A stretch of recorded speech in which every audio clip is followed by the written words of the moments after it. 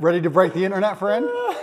How are we going to break the internet? You said you wanted this to be impactful. What would that look like to you? That's a really good question.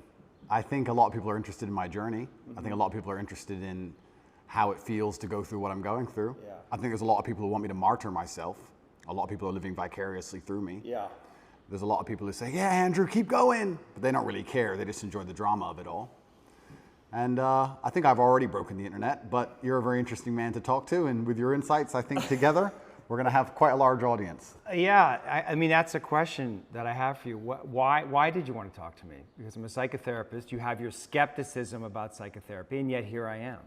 That's true. We had a conversation before, and I've been told by many people it was my most interesting podcast ever.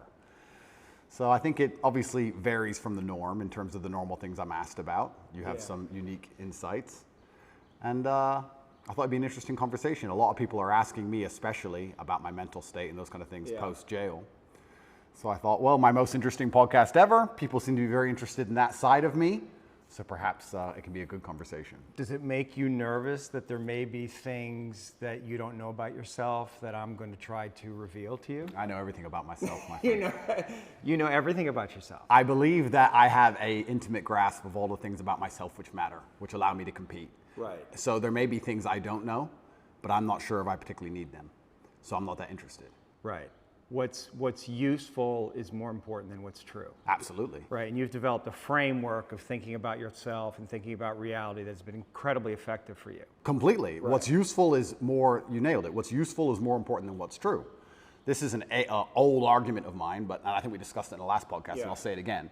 When I say I don't believe in depression, nobody can convince me to believe in depression. That's not a matter of discussing whether depression's real or not. That's a matter of me accepting that my mental model for going through life is more effective if I don't believe I can become a depressed person. Yeah. I don't believe in depression, so I can't be depressed, so that allows me to be more effective. It's not a matter of sitting there going, well, maybe it's true, maybe it isn't. I don't believe in it, so I can't catch it. You shape your own reality through the conviction of your thoughts, your beliefs, and the words that you use. Why else would you adopt any kind of mindset unless it's designed specifically to make you competitive and make you win? You install the software in your mind, right? So if I'm going to install software in my mind. Did you install it? Well, I've tried very hard to curate it. Right, because wasn't it installed by your upbringing? Wasn't it installed by your mother and your father in some way? Good question. Before you were conscious, while you were just a developing child, like something got programmed into your psyche that has to have an impact on you. And those things can't necessarily be known because you were at such a young age. Absolutely. We're all programmed to some degree. I agree with you on this so far. I don't think anybody can escape programming, whether it's society, whether it's a television show, whether it's the people around you, peer pressure, whether it's a religion. We're all programmed to some degree. That's absolutely not really true. What I have done, and what I think most people do not do, is heavily analyze why I hold the beliefs I hold, why they help me. If I don't hold the belief personally, or if I didn't learn it from personal experience, I know where it came from, who tried to teach me that, whether their intentions for me were good or bad. And I've tried very hard to have my mindset rigidly analyzed and make sure that it's put together in a way which benefits me completely and absolutely. And I do not believe in things that take away power from me. Right. I refuse to do that. I would rather say that they are not real. And people will sit here and argue to the end of time that they are real, but they're not real in my world. And I live inside of my mind. So even if you throw me in a Romanian dungeon, the idea that I become a depressed person is not a framework that my mind works within, so I can't become depressed. I can feel a little bit sad, sure, I can feel depressed, but I can't be depressed. They're very different things. So that's just the mindset I've installed, and it's allowed me to be competitive. And I believe, personally, my personal beliefs are that life as a man is hyper-competitive, and whatever software you have in your mind should be designed to make you as competitive as possible, and you shouldn't be believing in absolutely anything else.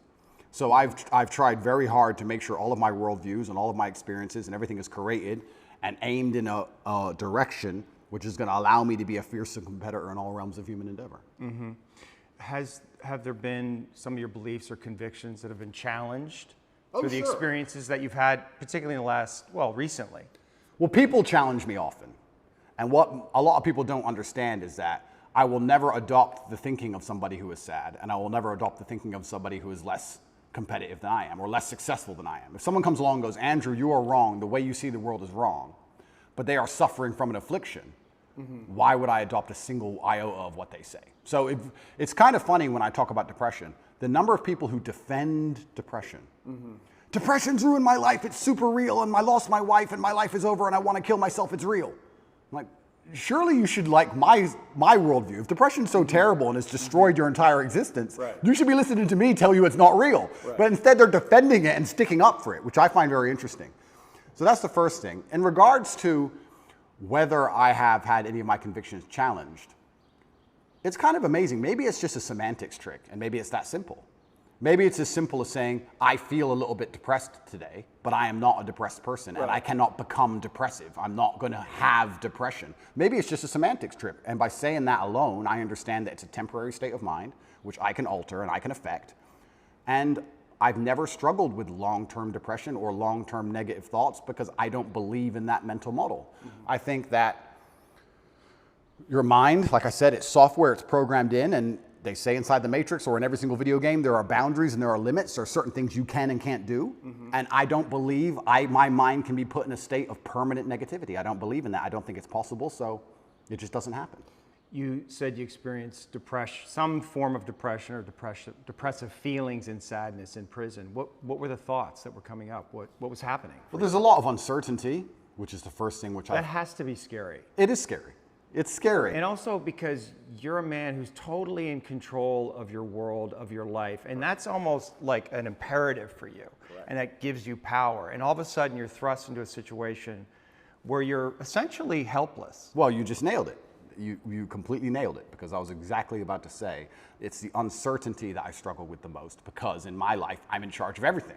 I know exactly how everything works, and I'm the boss, and I get to control absolutely everything. And this is the first time in a long time I'm in a scenario where I have no power whatsoever, no influence, basically. I don't know what's going to happen. Nobody else knows what's going to happen. And also in my worldview, in my world, I'm the hero, right? I'm the head of the clan. Not just my family, but of a lot of people. A lot of people rely on me.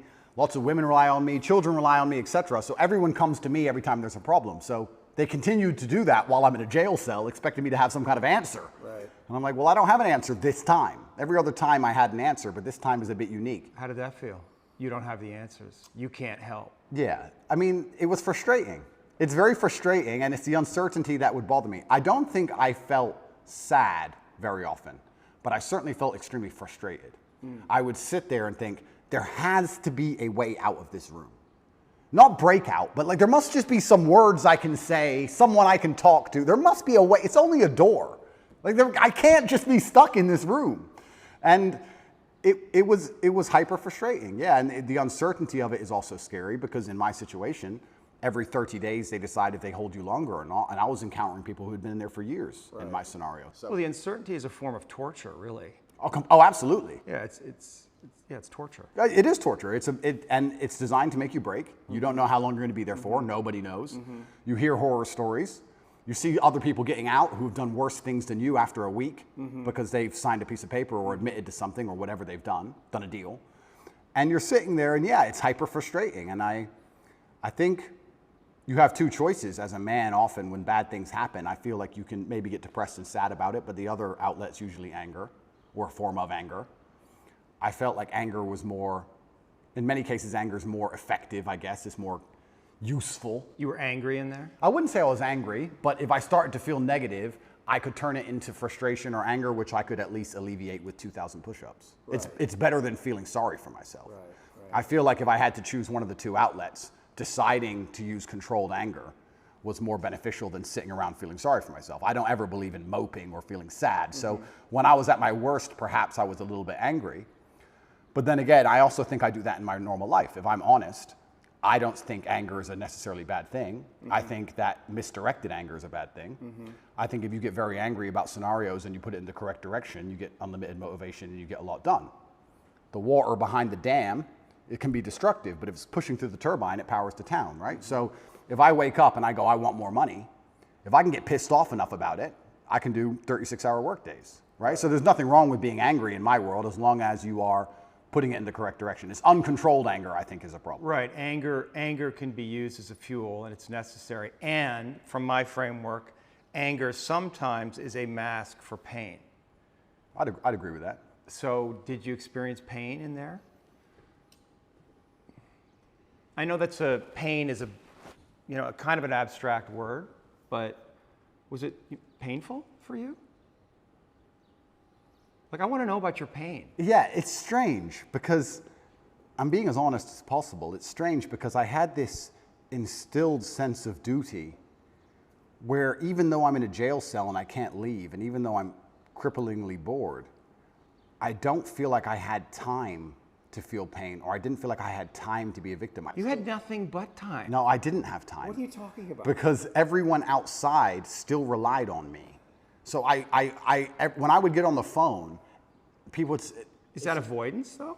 I don't know. Do you keep busy? Do you avoid your feelings by keeping busy, being on the computer all the time? All the things I had to do still had to be done. Just because they threw me in a cell, it just made it more difficult, which means I have less time than ever because the difficulty's been increased. And when I would get on the phone, we wouldn't discuss how I'm feeling. I'd be worried about how everyone else is. They'd be like, how are you? Yeah, I'm in jail.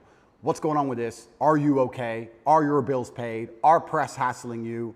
I was worried about fixing everyone else's problems from jail more than I was concerned about myself or my own mental well-being. And if I felt particularly, when I say pain is an awkward one. I don't know if I felt pain because I don't feel sorry for myself, and I've developed this mindset of such absolute accountability that even though what happened to me I believe was unfair, and even though I'm completely innocent, I didn't think, why? I didn't think, why is this happening? I didn't think, why me? I didn't think, oh, this is unfair. Like, none of these things crossed my mind. I was like, this is garbage. However, you can't become the most Googled man in the world without, with every light has a dark, right? Like, let's be realistic about this. Yeah. I'm thrown in a jail cell. Do I belong here? No. But am I here? Yes. I was pretty logical about it. And I was like, okay, I've got a lot of things I need to get done. And I would feel angry if I couldn't get them done. But I don't think I felt pain. Now, I'll admit I don't sleep very well since I've left. Why? I could admit Do you that. know why? I heard you say in one interview that you have nightmares. I do have nightmares, yeah. What are your nightmares about? I don't think they're about anything. I just have like almost like an adrenaline rush out of nowhere while I'm sleeping, and I shoot up. I bolt awake. No thoughts, no memories, no real visions? thoughts, no real story. Fear. That's fear. I guess it is, yeah. So so let's just, you're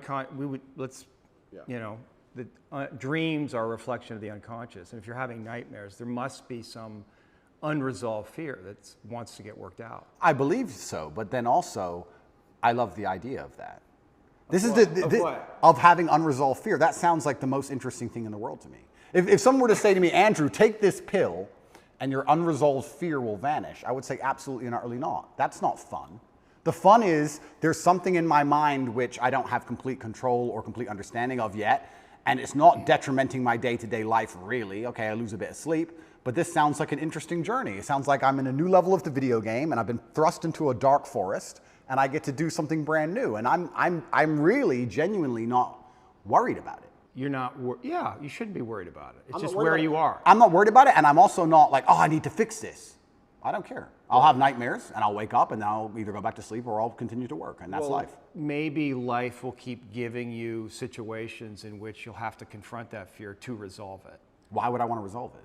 Well, because... I mean, if I'm really that tired, I'll sleep. No, but fear creates distortions in our mind, right? I mean, fear is the seed of evil.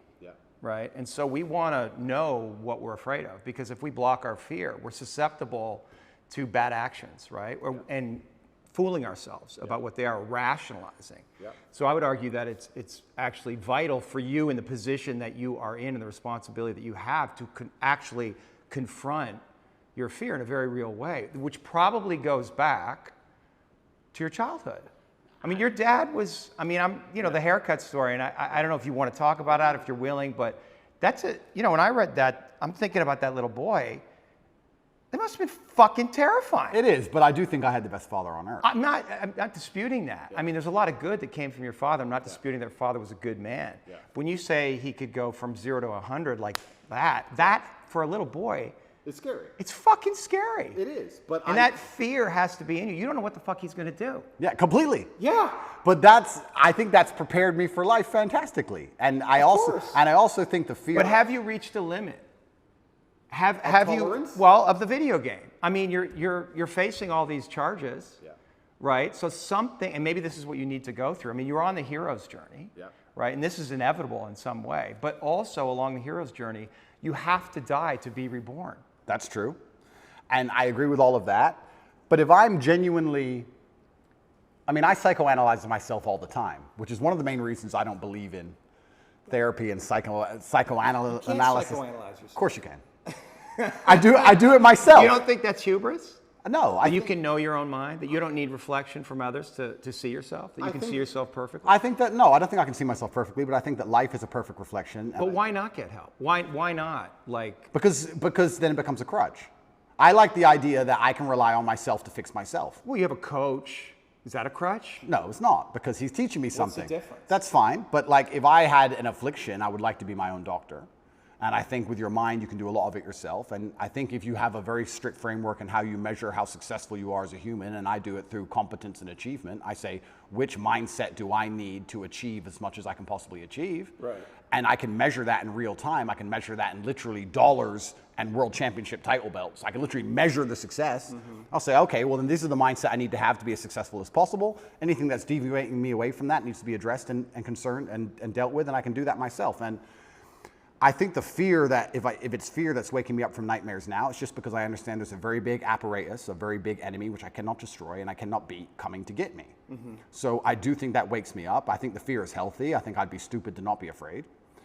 But I don't necessarily want the fear to go away because I have no problems feeling bad. Well, it's not about going away. It's coming into deeper relationship with it. And understanding that there's fear that's happening in real time, but there's also fear that may be in your psyche somewhere, in your body, that's connected to your history. And that may need to be resolved, because otherwise you're projecting things out that you may not be seeing reality totally clearly. That's the thing, right? Like, is there a way that you're not seeing things perfectly clearly? Well, then we go back to what I just said about perhaps that's true, but if I measure myself purely on competence and purely on achievement, whatever I think and whatever I'm doing is obviously fantastic.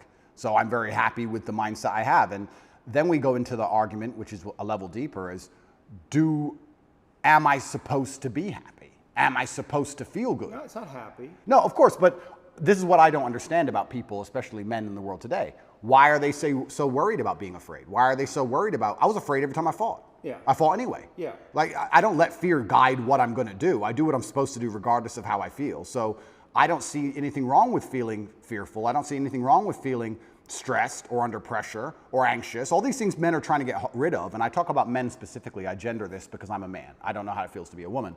But all these things that people are trying very hard to get rid of from their brains, I don't see why they need to leave. I will argue the point that if I feel anxious and pressured and stressed and fearful, I will get more done than if I was happy.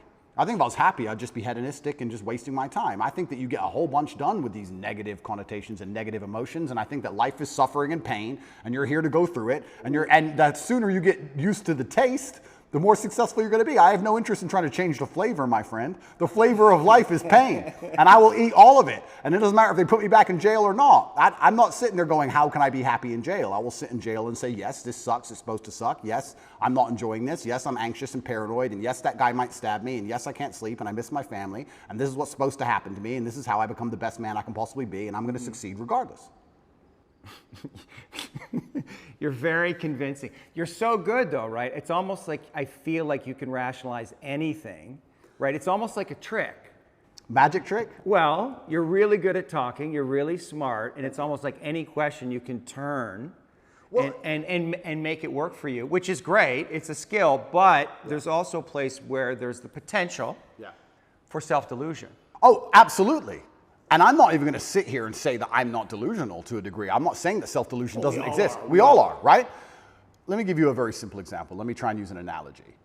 I think the only thing better than having everything you want is not wanting anything, right? So I have every car on this planet. I have 40 supercars. Most people want a supercar. I have 40. But there's that unique 0.1% of people who genuinely don't want one. And I think that's more freeing than having everything you want, right? So the true mindset is not wanting anything. Most people, the best they can do is having everything they want. And I feel like you can kind of do this with the emotions as well. I guess my general consensus is that I don't think I can change or affect the world to the point where pain and suffering and bad things are not going to happen.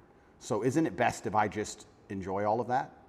Doesn't that make me as powerful as possible if I say, oh yeah, okay, this is going to suck, good. I mean, I do it when I fight. Yesterday I was fighting, right? We were doing 12 rounds and all of us were destroyed. And the more he hurt me, the more I wanted to hurt him back. The more he hurt me, the better it felt. The more powerful I felt, the more he hit me. Because then it's my turn, right? So if I can't stop him from punching me, and I'll do my best, but if I can't, then surely you should learn to enjoy it, right? And I don't think you can stop life from hitting you. And I don't think you can stop life from giving you unexpected surprises. And I don't think you can stop yourself from feeling sometimes sad or anxious or upset. So I think the best mindset you could adopt is finding that engaging and exciting. I'm not going to lie to you.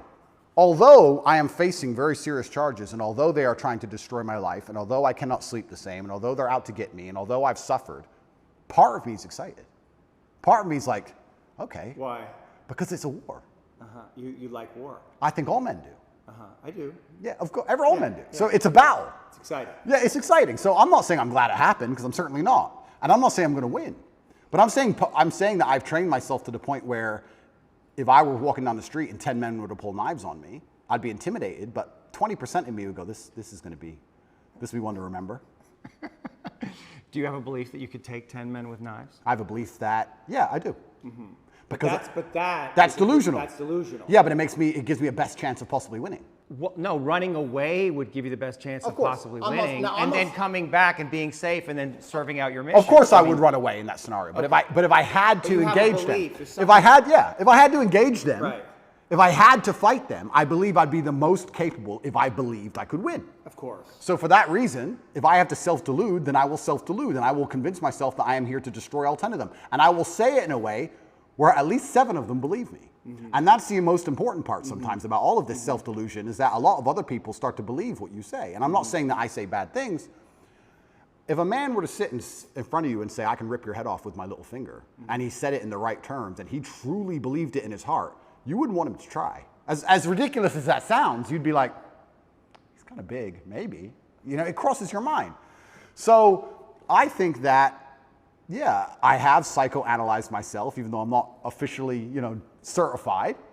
And I've decided that I can't stop bad things from happening to me. So instead, I'm going to enjoy bad things happening to me. And I'm going to build a mindset that makes me fearsome enough to succeed regardless of how stacked the odds are against me. Yeah. And I appreciate your mindset, and it's well thought out, and it's useful to you. And so I'm just pushing up against the places where I think there might be contradictions. And I like to hear it. Yeah. I like to hear it. But like I said right now, I'm not a coward. And I want to make this very clear. I'm not a coward. I don't care if I don't sleep again for the rest of my life. I refuse to take any fucking pill, and I refuse to sit and have my mind altered by anything I do not control. I don't care if I have nightmares for the rest of human time. Right. As long as I'm in charge of my mind, I'm in charge of my life.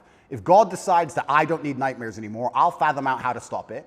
If God decides I need to wake up in the middle of the night in a sweat, fearful or afraid they're coming to get me, then that's God's plan for me, and that's what I'm going to deal with. I'm not a coward. I'm not afraid of any of these things. I'm not afraid of feeling bad. I'm not afraid of anxiety. I'm not afraid of panic. This is one of the things I think a lot of men out there struggle with, is they're so worried and afraid of bad feelings.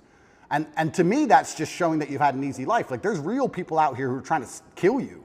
There's people out here who put a knife in your neck. You're scared of what? Feeling sad? Who cares? Like, there's real problems. What are you worried about feeling sad for? Who gives a shit? I could feel sad for the rest of my life, and I guarantee, 1, nobody would know, and 2, I would be monumentally successful regardless. So why are we even talking about it? I have no fear for a negative feeling. I have fear for me not being able to provide for my children. I have fear for people who rely on me not being provided for and cared for, but I don't have I don't wake up and go, I'm worried if I might feel sad today. Who cares? Who cares? I can be happy or sad on the same day. Nobody notices, and the same things get done. The exact same amount of work gets done. Nothing changes. How are you making sense of what's happening to you? Is it God's will? Is it a co-creation? In some way, did you co-create this? Oh, no. Or are you just like a victim of the Matrix? No, I'm not a victim. So absolutely everything is, I believe. In some way, you're a victim. Completely, but I believe in self-accountability. Sure. I could have prevented this. Well, how did you co-create this? If let's presuppose you did. I created this by being monumentally successful. Right. There's no light without dark. Equal and opposite force. But you said you were excited about it, so maybe there's some way you actually wanted this. I didn't want this. In fact, I had conversations with Tristan for a long time, and I kept saying Icarus to him. When I would decline, I would decline certain podcasts, I would decline meeting certain famous people, I would decline talking about politics, I would decline things, and I would keep saying Icarus. And he would say, why are you doing this? And I just reply Icarus. Because I knew if I got too big that they were going to come for me. I knew that. So I tried to balance it, and I felt like I did a pretty good job, but unfortunately I got it a little bit wrong. My fault. I got it wrong. I put myself here. But I also don't believe that there's any light without dark. It's yin and yang for a reason. I don't think that I can just become the most Googled man on the planet and become monumentally successful and make hundreds of millions of dollars and nothing bad's going to come from it. I think that would be hubris. You just used the word hubris. It's a fantastic word. I think it would be stupid for me to sit there and go, I should be able to do all of this good and have a fantastic life and there's going to be no repercussion in any form. I knew this was coming to the point where I literally sat with Tristan about 3 weeks before it happened and said, we're fucked. So why did it happen? It happened because I became monumentally successful and I became monumentally influential, and the world is a battlefield. You did create it. In some way, you co-created it. Like you knew this was going to happen, and so there may be some way, unconsciously, you wanted it to happen. Like if you're on this hero's journey and you're living this big life and you have a big vision for yourself. I mean, you bring up guys like Genghis Khan, and I think that's kind of appropriate because in another era, you probably would have been one of those cats, right?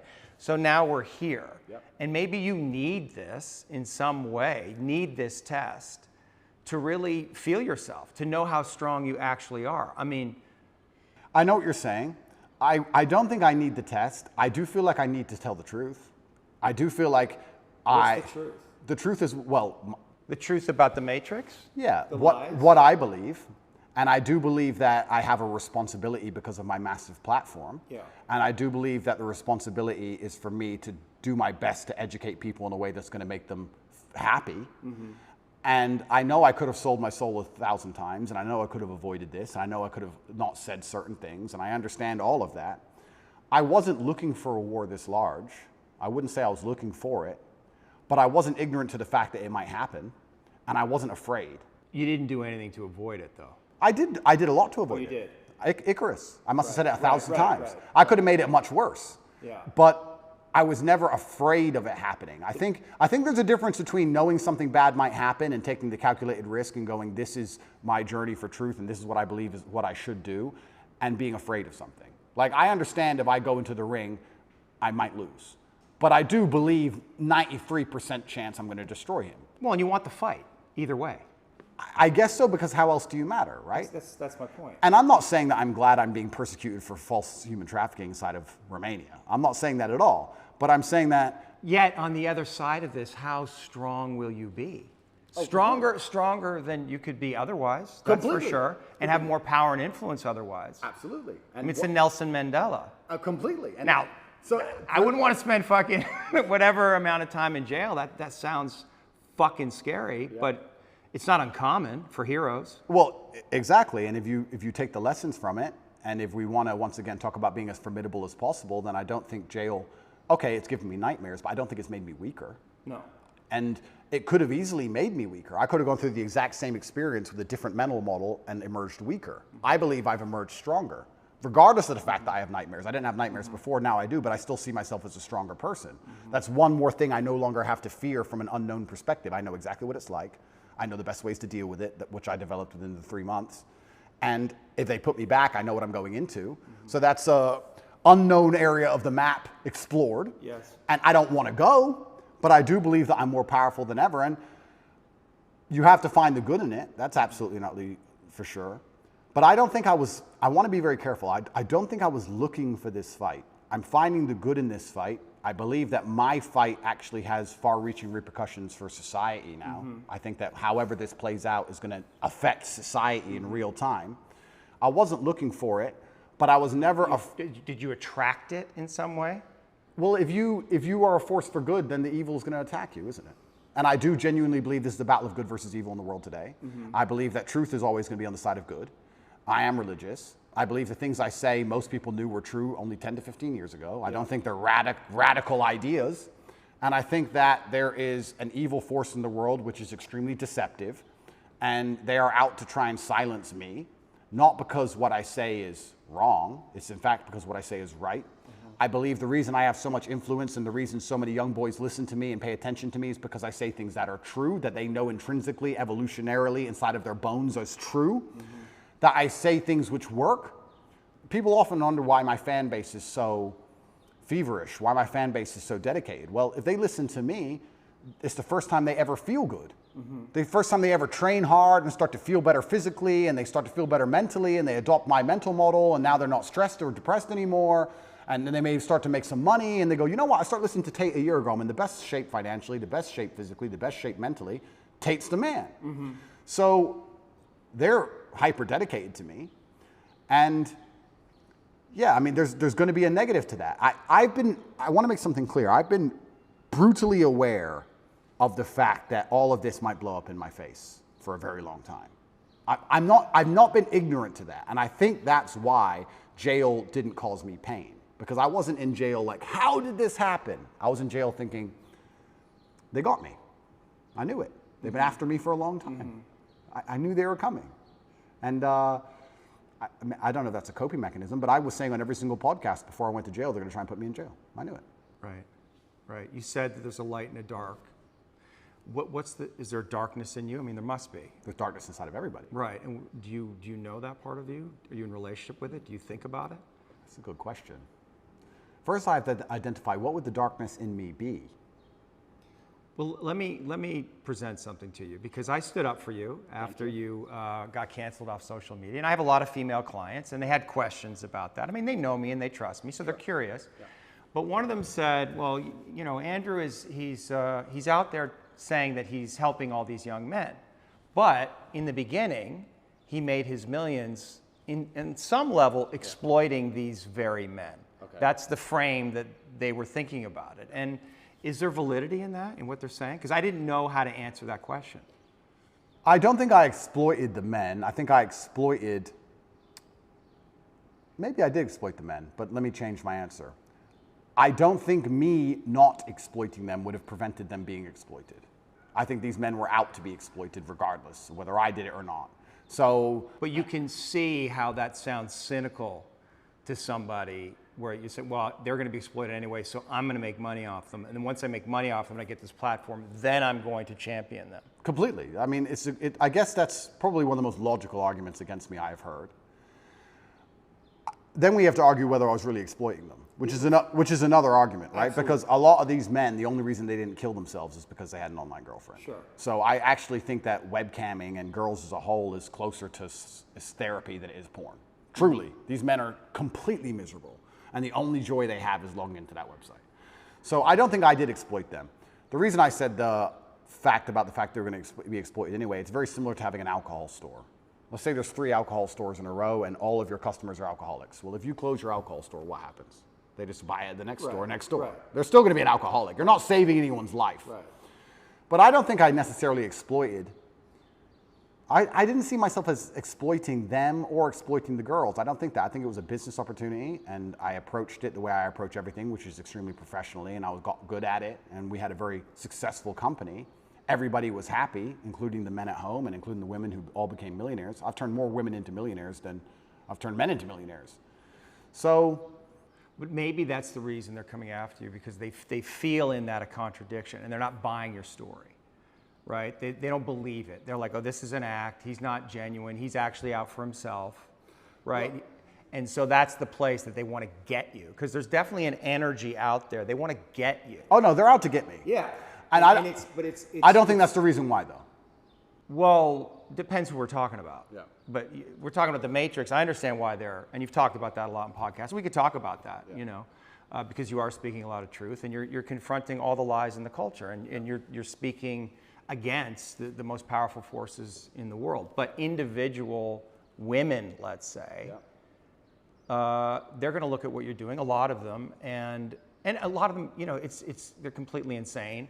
And they're looking at these little clips, and they're distorted in their own feminism, and maybe unconsciously they can't reconcile to the fact that they would actually want a man like you. I think that's a lot of what's going on. It's like projection. I'd agree with that. You know, nevertheless, there is an energy that's like they want to get you. They want you to be punished in some way. Yeah.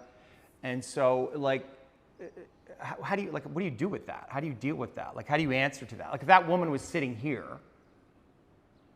what do you say to her? Yeah, I would say that her argument to a degree is a logic fail. Let's take it away from webcamming. It's a female. Logic. Don't be a misogynist. There's your blind spot right there. Don't be a misogynist. But that's like saying because... Well, it's not misogyny. You know? No, of course. But that's like saying because you've ever eaten a steak, you don't care about animals. Right. Effectively. Right. What she's saying is because he had a business in which some man may have felt exploited at some point, he doesn't care about humanity, which is a logic fail. Yeah, I understand. So that's not valid. What I have found in my experience often is that many women who seem to dislike me, after they meet me, don't dislike me anymore. I think the energy which they find repulsive over a screen or affects them emotionally over a screen, they end up liking in person. I think hate and love are actually very close to each other. And I've had women who scream how much they hate me at the screen, and then they meet me and they're literally in love with me. Well, you're a nice guy. Of course. So I've yet to meet a female in person who dislikes me. And I would love to talk to these women. I think that'd be the best conversation ever. I think it'd be the best podcast on earth. Yeah. But they are out to get me. They're certainly out to get me. I think that the fact that I'm so assured in a lot of my convictions, they find very threatening. People in general now seem to find it threatening when you're the kind of person who says, no, it's this way. And they say, oh, but the news said it's that way. Don't care. It's this way. And they find that ignorant, but it's not ignorant. I think it's just assured in your convictions, and they find that threatening, very threatening. I think that there's a lot of people who find me threatening, not because of necessarily what I say, but just how sure I am in my convictions and the way I present myself and in my monumental success. They find that overall threatening. The same way a rabbit will find a tiger threatening. It doesn't know why, it's just like, it just wants to run away from it. So is it incumbent on you then change the way you're delivering the information so more people can hear it? No. No. Because there are some people who cannot be saved, and it's not my intention to save everybody. I have no intention of trying to convince everybody to like me. My intention is to try to speak to the people out there who know what I'm saying is the truth and who like the way it's being presented and said. I, once again, have no concern with being disliked by X percentage of the population. And I want to make this clear. I've spoken to a lot of people who have talked about how their mental health has been affected by, online bullying and media campaigns and smear campaigns. I don't think anybody's been attacked by the media in the last 2 years harder than me. Every day, there is something in the media trying to paint me as a bad person. On TV channels from Ulaanbaatar to Utah, across the entire world. And I can sit here and say categorically, I've never read a media report and been like, shit. I've just been like, clowns. Don't care.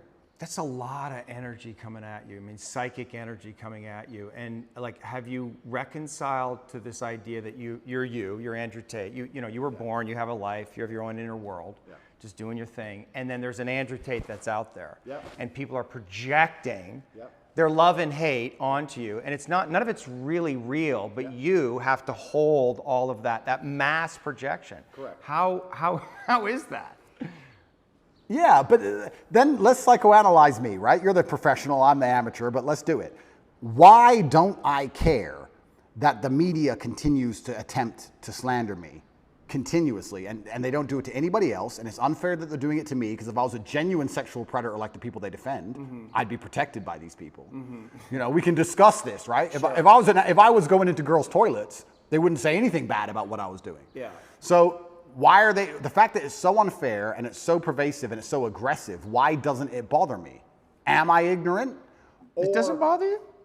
I don't think it does. Do you block it out? I mean, I you must read these things and you see your name But it's associated not- with but these it's not- but it's not horrendous real. crimes. But it's not real. I understand. It's false. But you're able video every Aikido, fucking bullet if perfectly? what they were saying was true, it would bother me. Yeah. But genuinely, because I know it's all garbage, it's all lies, it's water off a duck's back. And maybe my obsession with truth is obsession, I don't know if that's the right word, but because I believe I'm talking the truth and because I believe the current war we're in is genuinely one of truth against deception and lies, that's their only weapon. Sure. That's their weapon is deception and lies. So everything they say is a lie. So it doesn't really affect me. And I will sit and say that. But I know for me it's painful when I'm not seen. Like my goodness isn't seen, right? Like it's painful, or people misrepresent the things that I say, or judge me because of my association with you. Like it's painful. I'm not seen. Correct. Right? And that can make me angry and maybe cause, I don't know, some kind of negative reaction within me. And I guess I'm just curious, like, isn't it painful in some way? Like people, because there's a lot of people out there, they don't see you. They don't see your goodness. They only see the dark part of you, or they project their own darkness onto you, or their father's darkness, or Trump, whoever the fuck it is. They project that onto you. In some way, isn't that like? But those people are already paying the price. But those people, but for you, I'm saying for you, your inner it doesn't bother me because those people are already paying the price for their ignorance. Their minds are not free.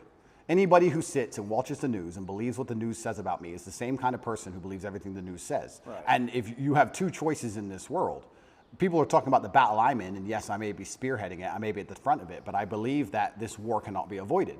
You are either at war against the injustice and against the lies, or you're at war with your own mind when you believe they're garbage. It is impossible for a man to believe the crap they want you to believe and be a happy, functioning adult. It's impossible. If you believe the shit that's on the television as a man, you're going to be miserable. So you're either at war with your brain or you're at war with them. Anyone who's going to sit there and go, I believe Andrew Tate is a human trafficker, I have 25 vaccines, I believe in Ukraine.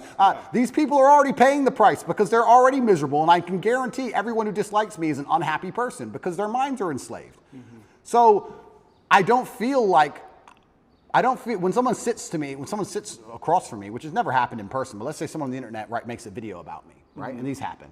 A new Andrew Tate's the worst man ever. I can load up the video and just look at him for a fraction of a second and go, he's paid the price. Right. He's already miserable. If I was that person, then depression would be real. These are fat internet trolls, losers, mm-hmm. who can't compare to me in any human metric. They know it, which is why they dislike me. Mm-hmm. Because anybody who genuinely gets out in the world and looks for truth and looks to be successful and is tenacious and is brave agrees with everything I say. Mm-hmm. So I don't feel pain when someone sits and says garbage about me because I believe that their mind is already suffering because they're not free. Mm-hmm. Their mind's not freed. Anybody who can listen to what I say long enough and not be emotional about it and actually understand it, well, those people aren't paying a price. So maybe that's a coping mechanism, but every single time I see a woman who hates me or a man who hates me, and I compare them to the people who like me, there's a massive contrast in overall physical attractiveness, success, financial success. Like, it's amazing. Sure. So it's like, okay, well, my haters are way down here, and the people who agree with me are way up here, so let them hate. Maybe they just resent you. Of course, no, maybe. I think a lot of the reason this is happening to me is, and maybe this is arrogant, but... Are you arrogant? I'm with the therapist, so I'm allowed to be arrogant, right? A lot of the reason this is happening to me is because I'm tall and built, muscles and cool cars and, smart. People don't like me. There's people who look at me and go, he thinks he's too cool. Teach him a lesson. Mm-hmm. There's a massive amount of resentment involved in all of this. Yeah. Even from the Matrix itself, we talk about the Matrix and I talk about it and people, of course we compare it to the movie. But at the end of the day, there are people, moving parts in all of this. There's a prosecutor, there's a judge, there's a lawyer, whatever. Mm-hmm. Someone is sitting in an office who gets a piece of paper saying, destroy Andrew Tate. Mm-hmm. And that person looks at my life and compares it to theirs and they feel resentful. Mm-hmm. And then they go, okay, let me use every power I have to try and destroy this man. Right. If my life wasn't so aspirational is a word you can use, but if it also didn't tick nearly every single box in regards to every teenage boy's dream, I think that they would be a lot less interested in trying to hurt me. Right. They're trying to hurt me because of the things I have and what I can do. Mm-hmm. So there's a massive level of resentment in all of it. And I also think the people who dislike me, a lot of it's resentful. It's either weaponized virtue or resentment. Right. Especially weaponized virtue. Let's talk about that. Because whenever I have a hater online, it's funny, people who hate me in person are very respectful to me. It's very strange. Isn't it weird how the bottom line of humanity is always going to be physicality? When they meet me, they shut up. Sure. Keyboard warriors are very tough. Of course. But online, it's very hard to say I'm stupid. It's very hard to say I'm not successful. It's very hard to say I'm fat. It's very hard to say I'm ugly. It's very hard to say I'm not charming or I'm not charismatic. It's very difficult to attack me with anything other than the fact I'm a bad person. Mm-hmm. He's all these things. He's perfect in nearly every metric, but he's a bad person. Yeah. Right? So how do you do that? Well, you take a virtue and you weaponize it. Misogyny, homophobic, whatever it is. They pretend they care about the subject when they don't. And they put it into a bullet and they shoot it at you. And it's weaponized virtue. It's not genuine virtue. These people who are saying I'm a misogynist don't care about women or care about combating misogyny. They just want to try and hurt me with it. Yeah. That's the first thing. Or the second thing is genuine resentment. Yeah, I remind them of the guy who picked on them in school. Yeah. Or the guy who fucked their girl, took their girl off them. Mm-hmm. And they don't like me for it. But That's not my problem. That's their issue. Are you defensive? Is that like a defensive posture? Is the way that you can be? I really want when I. Are you open to these people? No. And when I talk to you, I They want you to be open to them. This is what I think it is. It's like you are the man. It's like you are the daddy. It's just like, why are you being so mean to me? Why are you fucking yelling at me? I want you. I need you, brother. Like, show up in a good fucking way. Where are you? Like, that's what's going on for them emotionally. Perhaps. Yeah. And so do you have a responsibility in that place to transcend the place you are in to really fully realize your leadership? You know what I'm saying? That's a very good question. And when I'm talking to you, I want to be as honest and vulnerable as I've ever been. I'm trying to be as vulnerable as I can be. You're doing great. But also, so let's talk about these people who resent me the most, or these people who disagree with my message. What's it like for you to be vulnerable? What's that word even mean to you? How do you relate to that word of vulnerability? That's a really good question. I don't know. I don't know how I relate to the word vulnerability. Well, you are vulnerable. You can't put yourself out in the world like this to be seen. That is a vulnerable act. Getting into the ring with another fighter where he might kick your ass, that's vulnerable. That's intense vulnerability. I think emotional vulnerability, nearly at every form, at every level, is basically a form of manipulation. So maybe that's just how you experienced it growing up.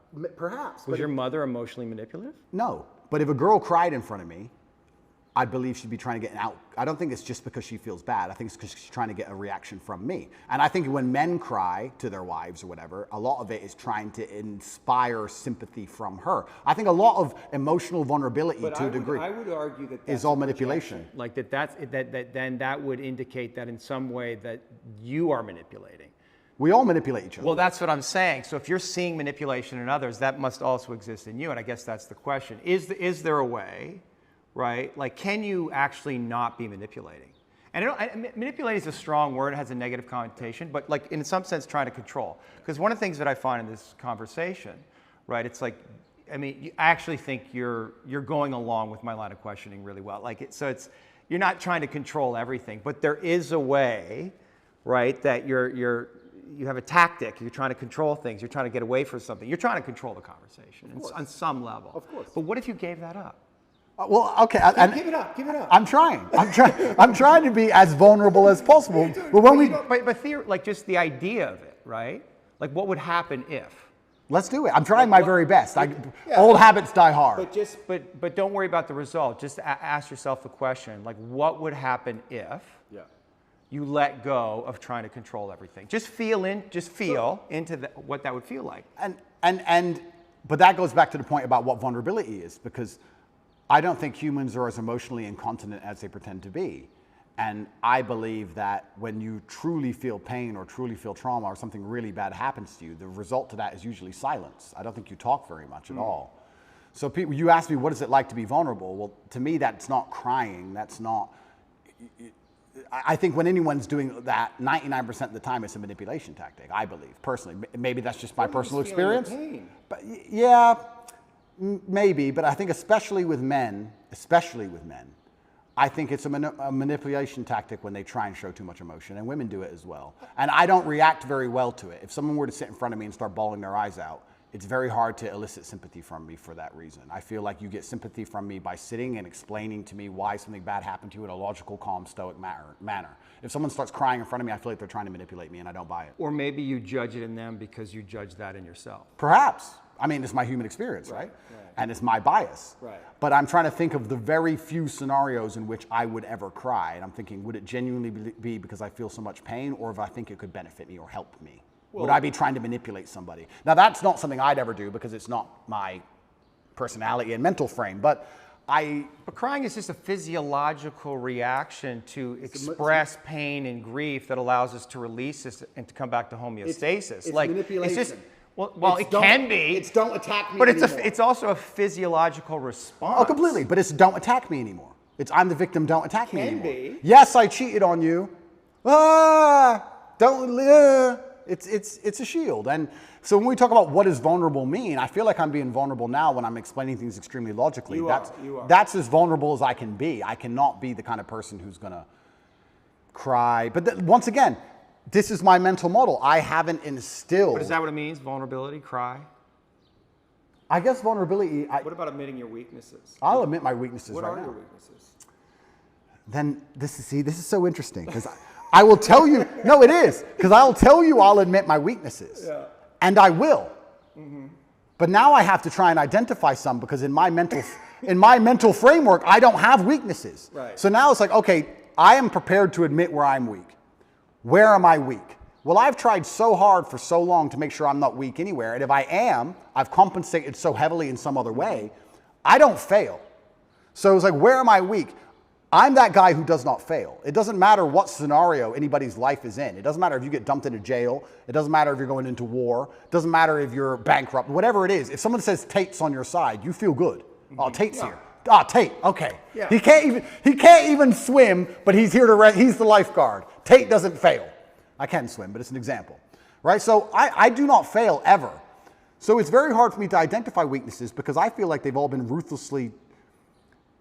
I think I've rooted out any weakness or I've compensated so heavily so long ago. I don't see myself as a weak person. I don't see myself as a person who can fail. People said to me in jail, how did you handle that? What else can I do? Not handle it? What does that look like? I'm gonna bang my head on the wall like a dummy? Am I gonna have a breakdown and just be a pile of mush? All you can do is handle it. So we're talking about vulnerability. I'm being as vulnerable as I can, but I can't even honestly sit here and tell you a weakness I have because in my mind I have no weaknesses. And perhaps that's delusion. Perhaps that's perhaps it's delusion. Yeah, but that's But a useful delusion is what you're saying. It's brutally useful. Yeah. And when I teach this or when I talk about this, there's a lot of men who perhaps want to adopt it, but the mistake they make is they don't have the real world experience to back it up. I don't want people to be completely lose their minds. Yeah. We're not talking about that, but we're talking about the fact that I can name so many scenarios in my life where I was supposed to fail and I did not fail. It's brutally realistic, it's brutally logical, it's built on competence, it's built on real world accolade and achievement. Mm-hmm. Everything I've ever wanted, I have achieved and I have gotten. I have never failed at anything I've ever wanted, ever. So how am I going to wake up and say, oh, I've got this weakness, that weakness, when I have a 100% success rate? 100%. There's never a girl I wanted I didn't get. There's never a car I wanted I didn't drive. There's never a scenario where I said, I want to get through this, I didn't get through it. I've never failed. So of course I'm going to sit and say, yeah, I would love to tell you my weaknesses. I can't think of any. I don't know. Right, but are you being humbled right now? Is this whole series of events humbling you? It's taught me things I already knew. I know you can't be bigger than a justice system. I was saying Icarus for a reason. I knew they would come for me. I know I'm only human. But you're not do you? I do. I'm just a very good one. I'm just a very good one. Is there somewhere inside you a belief that you're invincible? Like you can't get got? Because that is a dangerous fucking distortion. No. I wouldn't have been saying Icarus for that reason. right.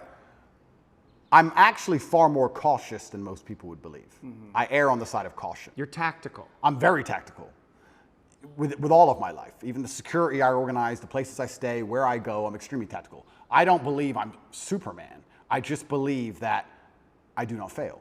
And because you have no weaknesses, doesn't mean you can't lose, right? You can be strong in all realms and still lose. Mm-hmm. There are world champion boxers who have no weakness. They do everything right and they lose fights, right? So I'm not saying I'm invincible. I'm just saying if you ask me to name my weakness, I can't think of one. What should we ask the guys? Sure. You can ask people. You can ask people around me. I would love to hear it. And I guess I can tell you what people say about me. Well, actually that's a good question. Do you feel like you get? I mean, I guess Tristan, but you get honest reflection. Can you trust the reflection? Because you're at the center of this kind of empire, and you have all of these friends. Yeah. But can you trust the information that's coming to you from anyone? Because everybody's. I mean, I'm here in some way for my own self-interest, right? Yeah. And the fact that you trust me was interesting to me. You let me in your house, so I assume that you have some kind of instinct about it. Yeah. But that must be hard, like to trust. I get a lot of feedback, and it all goes into a big pile, and I listen to every word that's said to me. I'm not the person who's beyond reproach. Everyone I work with, a lot of people have said things to me, and I'm told about myself quite often. Yeah. And I put it all in a pile, and I analyze every single word carefully. I ignore most of it, but I do listen to it. Mm-hmm. And I guess the number one bad or negative thing that people will say about me, who know me is they may say I'm very insensitive. I hear that sometimes, usually from women. You're insensitive. I'm insensitive because I think once you become a ruthless problem solver, you come across to a degree as insensitive. We have this big issue and everyone's crying. Okay, stop crying, fix the issue. Right. You have to be insensitive. Okay, what are you crying about? Let's fix that. Right. Well, you know that's wrong. Well, a lot of people want to vent. They don't want to fix the problem. They want to cry. Well, they just need you to be with them and say, I understand, here you are, exactly. baby, I love you. Completely. You're rolling your eyes. Yeah, but that's what I'm saying. So when you become a ruthless problem solver, Right. you become to a degree insensitive. Now, there are some scenarios which that doesn't work, right? There's some problems you can't fix. The death of a loved one, that's different. Yeah. But if people are crying about something which is very fixable, it's very difficult for me to be interested in their crying. And I'll tell you why. Because if I have a set standard for myself, if I wouldn't allow myself that luxury, it's very hard for me to give it out to everybody else. If I don't allow myself the luxury of being incompetent because of an emotion, then it's very hard for me to look at others and go, well, you're allowed to be incompetent because of your emotions, and you're allowed to be incompetent because of your emotions, and I'll just deal with the struggle of never being incompetent ever, regardless of how I feel. If I have standard for myself, I'm going to implore my standard or imply my standard on others. And if they don't meet that standard, then they're going to call me insensitive. What would you have to give up to become more sensitive, particularly to your women? I'm a very sensitive, romantic, nice man. Yeah. In general, I'm actually a romantic man. I get called that a lot. No one calls me cold. Right. It's different. You're loving? Completely. But when it comes to problems especially, Right. can be You insensitive. default to problem solving. Absolutely. And that's not what they want. What's the They issue? want you to just understand and hold them. And They want to listen. cry about the problem a while. And time is time is money. Time is money. I'm like, okay, yeah. Boom, boom, fixed. Right. No, but you don't understand. Da, da, da. I do understand. Now it's fixed. Shh. Next. Like, Right. I think that's just competence. And I think that's genuinely, I think most men are kind of like that. Perhaps I'm just hyper like that. Yes. So I get called insensitive sometimes. What else do people say negative about me? This is Are interesting. you arrogant? Well, the difference between arrogance and reality is just competence, isn't it? Say that again? The difference between arrogance and a healthy grasp of reality is only going to be the competence of an individual. That's one way of looking at it. But If I can kick the fuck out of everybody, for example, and I say I can kick the fuck out of everybody, am I arrogant? Not necessarily. It depends on the kind of energy of it, right? But I mean, one might say that arrogance hides insecurity. Like, are there places where you're insecure? That's another very good question, but let me think about this for a second and answer it, because these are questions that have never been asked before. But I don't, okay, so what am I insecure about? This is another point, and maybe this is a personality characteristic, which is interesting. I don't do anything I'm bad at ever. Oh, like sing? Yeah, like sing. I cannot sing, so I will not sing. I'd love to hear you sing. I'm sure you wouldn't. But maybe that once again shapes my reality, because I refuse to do anything I am bad at. If I'm bad at it, I hire someone else to do it, or I find someone else who's good at it, and I offer value to them to do it. I don't do my entire reality. Why? Because you don't want to, I mean, there's the things you're incompetent in and you have time, but like, because you're scared to look foolish or not be good at something, and people are going to see, oh, Tate's not so great at everything. No, I don't think it's emotional. I think it's purely logical. I'm thinking about my day. Every single thing I do are the things I am absolute best at. If I'll put boxing gloves on after this and I'll go fight and I'll beat everybody. I'll destroy everyone. And I think I only enjoy things that I'm good at. And I also think that if I have X amount of hours in the day, the way I can be the most competitive, most fearsome predator is to spend all of my waking time doing things I'm the best at and leave things that I'm not good at to the other people who perhaps are good at them. If you're an accountant and you want to become as rich as possible, then what you do is as many hours as possible accounting. But you're rationalizing. I am, correct. Yeah. So let me rationalize it. Yeah. I'll rationalize it. Yeah, but that's what you do, and that can be a defense. I mean, rationalization is a classic defense. Yeah, but that's my rational. And you're really good at it, But right? It's just, rationalization- but it's like a sword you have that's super sharp, and you want to use it all the time. All the time. Yeah, but what if you set it down and realize there's other tools available in your toolkit, and maybe you need to develop those? But rationalizing is how I built my mind. It's all. You don't have to give it up. The sword's right there. You just don't have to use it all the time. But it's all, my entire framework and how I view the world has all been one massive rationalization, and it's let me build a reality which is exactly what I want it to be. You must know that has limitations, because you can't rationalize everything. That's not what life is. Isn't it? Right? There's other layers of reality that the mind does not understand. Okay, well, Right? you're right. And just because I rationalize things doesn't mean I don't feel things. But, yeah. I know you feel things. Yeah, I feel things. And I actually know that you're really sensitive. Like I wouldn't be here if I thought you were some, maniacal psychopath. Correct. It's because I'm here because I can, and that's what I think a lot of people saw in the interview. They felt your sensitivity, they felt your vulnerability, and they were really attracted to it. Oh, I'm a lot more sensitive than people know. And this is one of the things I like to say. When I talk about depression not being real or how life is pain and suffering, that doesn't mean that I'm not saying those things because I've never felt them. Yeah. I'm saying those things because I know them intimately. I'm saying those things because I know exactly how it would feel to label myself a depressed person. Yeah. I know it very well. I just refused to do it. Right. So yeah, I'm absolutely not really a sensitive person. I would label myself sensitive. But maybe but maybe 1 second. I just want to go back to my original point. Yeah. Maybe my worldview is affected by, and we're talking about arrogance, when you wake up and all you do are things you're world level at. Yeah. Everything you do are things you're fantastic at, right? All of the time. Yeah. And you beat everybody all of the time at all of it. Yeah. Aren't you going to have a degree, a tinge perhaps, of arrogance? Of course. Of course you are. So, but would I label myself an arrogant person? Well, I'm not going to sit down and say I'm good at something I'm not. Right. So I don't think I'm unrealistic. Are you taking on the full responsibility that you have given all of the gifts that you've been given by God? Yeah. Is there any place where you're not taking on responsibility for that? No. I think I take care of absolutely everybody I love in every single way. I think anybody who's ever needed me, I've been there for them if they've deserved it. I think anybody who listens to my message is becoming a better person overall. I genuinely believe I'm fixing and helping society. I don't know what else more I'm supposed to do. I mean, to a degree, I've almost martyred myself. What else more can I do? My options at this point are either to continue to help people and explain to men why I became so successful, which is all I'm basically doing. I'm saying you're a man and you're upset and you want to be X. I'm telling you how I became what I wanted to be. This is what I did. Is there anything beyond the things you just said that you're responsible for? Like, what is your responsibility here? My responsibility? Well, I guess ultimately to yourself, it's to your family first, right? What is your responsibility to God? I think God wants me to be the best possible version of myself. I think that God dislikes people who are lazy. I said this to somebody once and he got very offended. I said, God doesn't like lazy people. God has created you and he wants to see the absolute best you can be. I think that if you don't take care of yourself, God has no interest in taking care of you. If you have a Ferrari on the drive and you don't take care of it, who's going to take care of it? Nobody.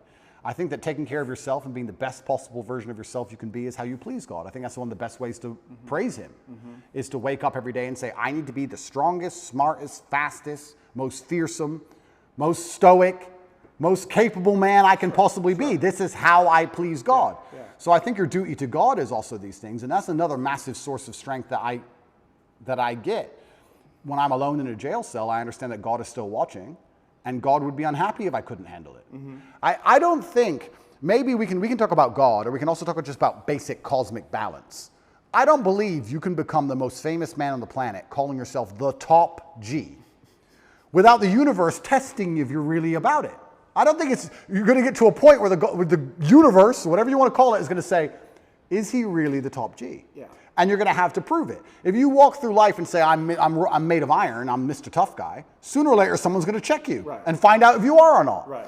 So when I was doing this for a very long time, I wasn't ignorant to the fact that something's going to come along and see if I am who I am. So when I'm sitting in a jail cell by myself with cockroaches all over the floor, I'm like, okay, this is my chance to show I'm not full of shit. Right. Was I full of shit? No, I wasn't. Am I going to allow everything I've ever said and my last name and my duty to God and everything to go down the pan, or am I going to just man up and fucking win? Right. So I saw it, I guess, to a degree as an opportunity, but there was a massive burden of responsibility on me on how I had to perform. I didn't have time to be depressed or sad. This is what I'm saying to you earlier. I didn't have time. I had things to do. Top G's kids can't eat. Top G's women can't pay the bills. Top G's business is over. No, I had to fix all of it from jail and fix myself and get out. I was very busy inside of my brain staring at a wall. So I didn't have time for this. And this is another thing I try and explain to people and I don't understand about and I talk about men specifically because I understand how to be successful as a man. When men say to me they're depressed, with unlimited options, with the capability to become anything you desire, with God giving you a full and able body and mind, how do you have time to be depressed? You have so much you could do. There's so much that you need to do to be your best self, and you're competing against men like me, and you're finding hours a day to be sad? No wonder you're going to perpetually lose forever. Right. That's suicide. So how do you find time to do this? It's brutally ineffective. You have a brain, you have a mind, you have a mental model. You can't think of everything, you can't do everything. You can only have certain frameworks instilled inside of your mind. As a man, you should be hyper-competitive. You should try and be the best version of yourself you can be. You're competing against every other man on earth for the girl you want, the car you want, the house you want, the watch you wear. It's all competition. You should be as competitive as you possibly can. Anything that's inside of your mind which doesn't allow you to be competitive should be erased. This is why I can't name a weakness. I can't name a weakness I have. I've compensated so heavily for any weakness that may exist, I don't even see them anymore. Is your belief in God tied into this concept that we talked about, that what's useful is more important than what's true, or better than what's true? So we don't, do we know that God exists? I mean, we don't know. Correct. But it's useful to believe in God. That's a very good question. I think that believing in God certainly makes you more powerful, which is proof for God. If God makes you more powerful, then God is real. So maybe that's very simplistic, but if I believe in God and I'm a more powerful version of myself because I believe in him, then he must exist. Yes. God has made me more powerful. Well, it's the act of believing him that makes him exist, which is another way of saying what you just said. Correct, yeah. So this is why I believe faith is such an important thing. But I think everybody has a God anyway. Yes. There's no such thing as atheists. If you look at the people who say, oh, I don't believe in God, they worship a flag and a vaccine. Yeah. So everyone believes in something. Yeah. So you have to decide what your religion is. And I, once again, refuse to believe in anything that takes away power from me. I believe in things that make me more powerful. And I believe that believing in God gives you a new degree of strength. And I also think everybody to some degree believes in God. I don't care what anybody says. If you put anyone in that submarine just before it imploded, everyone would pray. Yeah. Everyone. Yeah. So it's ignorant to even say you don't believe in God at this point. It's interesting that you chose Islam, and I heard you talk a little bit about how you see God in Islam as kind of, you know, I don't know how harsh this, but like firm and directional and clear, and this is right and this is wrong, which sounds a lot like your dad. Well, it sounds a lot like life. Yeah, like life. There's right and wrong in life. All this complete subjectiveness, this mush they're trying to create, is done on purpose to confuse us. Yeah. I like the idea of right and wrong. I like the idea of not having a choice. If you walk in, if you're hungry and you walk in to buy a sandwich and there's 100 sandwiches, it takes 10 minutes. If there's one sandwich, isn't life easier sometimes? Yeah. So all this subjectiveness and all this choice and all this garbage, sometimes when I'm like, okay, I want to be a good person, I want a framework to adhere to that makes me a good person. Well, this is very clear. Yes, no, easy. Do you have like embodied experiences of God? Like, do you relate to God in that way? You know, I don't want to say supernatural, but like, do you feel God? I absolutely feel him, and there's certain times where I may feel particularly energetic. When do you feel God? So usually when I'm feeling powerful. There's been times I was in jail and I just got up and I just felt like, you know what, like just shadow boxed a bit. I don't know. It's like you just felt it. Like I'll be okay. I will win. I don't feel God when I'm sad or something like that. I think that the whole idea of spirituality, and I believe God himself, he wants the best for you. And it's interesting, how we're tying religion to my worldviews, because my worldviews were the same before religion. I guess before it was the cosmos or just the way the universe works or light, dark, yin, yang, etc. I still say these things, but now I attribute a lot more of it to spirituality, a lot more of it to God. And I chose Islam because it's firm, and I believe that I'm a person with firm principles. So I'm obviously going to liken myself, or I'm going to feel an affinity to a religion that has firm principles, because that's who I am as a person. I'm a person who's principled, yes, no, and I have no problem with people sitting with me and saying, what you're saying is bigoted, or what you're saying is wrong, or what you're saying is insensitive. I think Islam also has a similar issue. Yeah, I think you also chose the winning team. Oh, it's completely the winning team. I mean, it's the winning team because it's the winning team, and I didn't choose it because it's the winning team. It's just the winning team because it has principles. yeah, I agree. And unfortunately, when you have no principles, if you don't believe in it, if you have no hard line, if you'll accept anything, then you don't believe in anything. Yeah. As soon as you'll accept anything, then you have no hardcore beliefs. If you have any set of principles or you have any things you believe in, there's going to end up being a barrier, and the people who fall outside of those barriers are going to be offended by it. That's the reality of it. If you have a religion or a belief system that doesn't offend anybody, then it's not a religious or belief system. That's my view. So yeah, I chose the winning team because I think more and more people are starting to understand how important God is in society. This is the first time in human history we're testing society without God. And what do we have? We have evil. Yeah. We have Satanism. We have degeneracy. And I think that most people are starting to understand that God is really needed. When I was young, I used to make fun of Bible bashers. Let's make fun of them. Yeah. And now I'm like, we need more. Yeah. Where are they? We need more Bible bashers. So, yeah, and I guess I certainly feel more powerful since I've reverted, but I always felt powerful anyway. But I guess now, instead of just believing it's the cosmic nature of the universe, or let me change that. I always felt a strong affinity to my last name and my ancestors. So I always had to a degree, a spiritual aspect to where I got my strength. I always felt like, well, my dad is watching me, or my ancestors tried very hard for me to be born, so I can't disappoint them. So I've always had this spiritualistic side. Like, imagine the disappointment my ancestors would feel if they fought saber-toothed tigers and survived World War II and went through all the garbage they went through just for my father to be born, and then he suffered like he suffered to raise me, for me to be raised and become the most famous man in the world and call myself top G and then cry when I went to jail. What am I? What kind of bitch? What am I going to go, wah?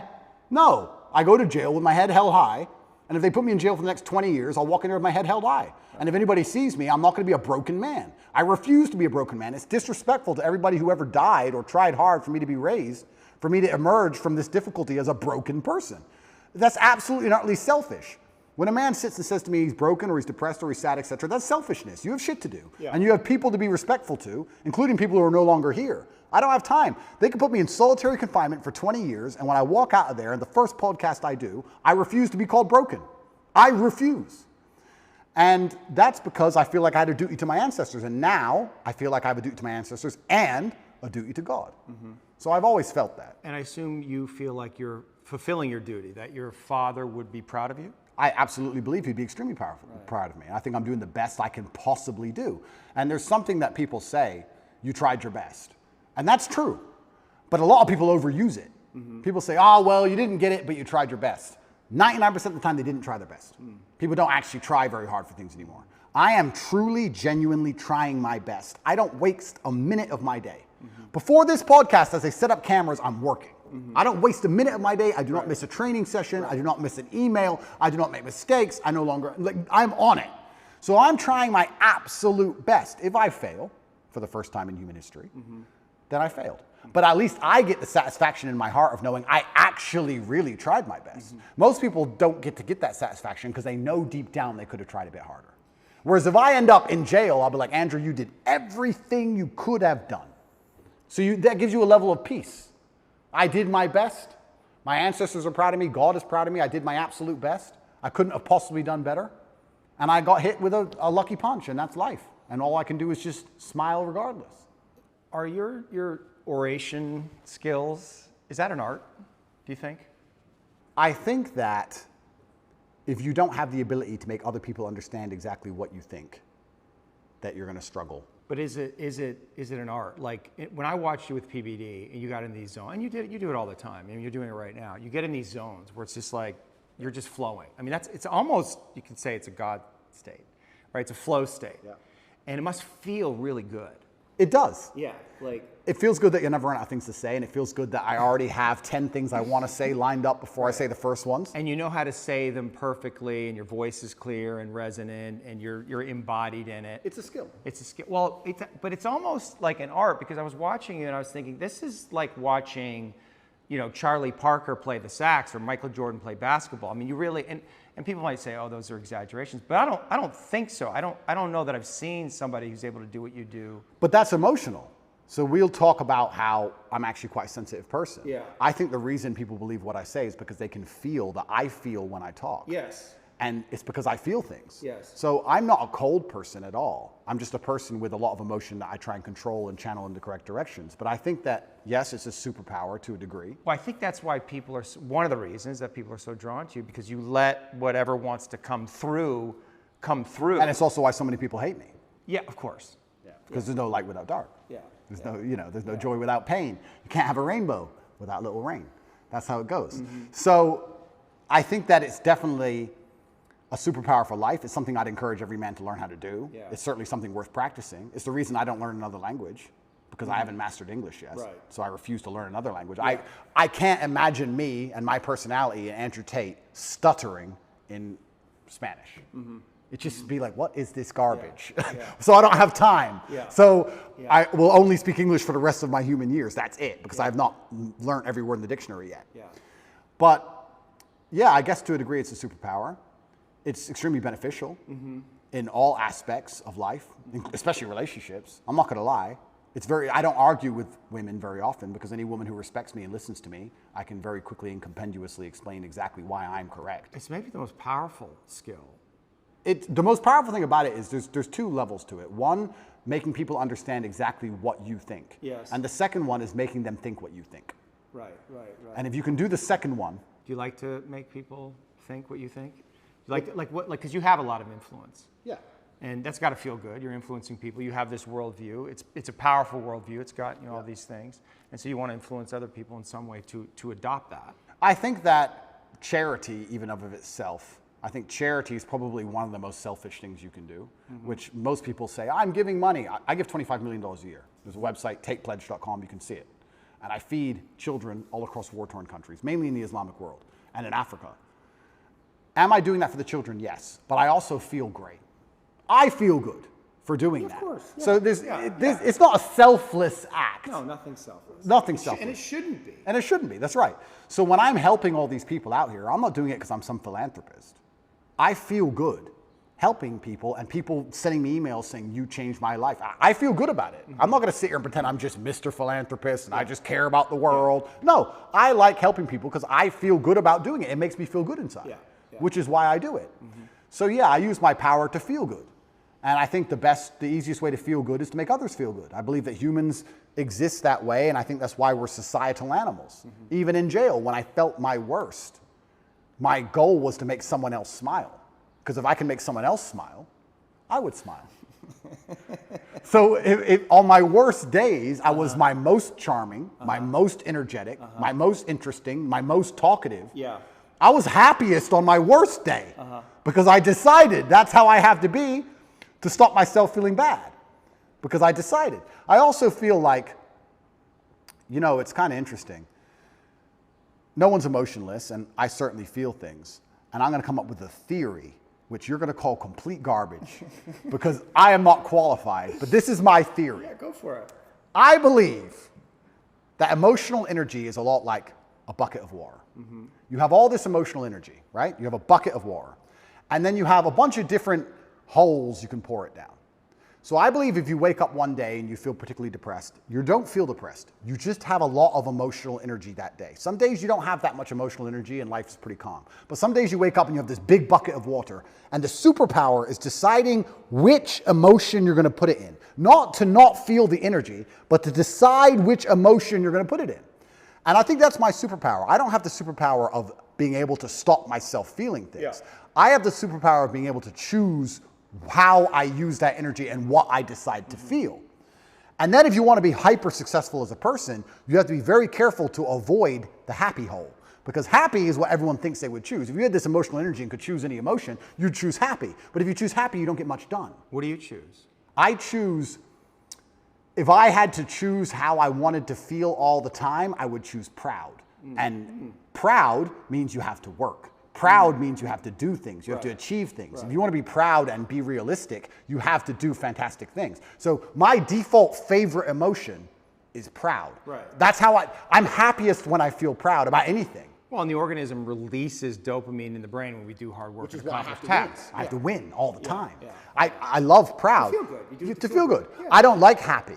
If I feel happy, giddish happiness like a child or like females usually default to happy. They don't care how they get there. They just want to get there. Right. They just want to feel happy. Right. I avoid the happy hole because I think people who are desperate to only feel happy are the ones who are addicts. You know, gambling addicts, drug addicts, drink too much, do dumb shit. It's all temporary, no delayed gratification. That's how you destroy your life, choosing the happy hole.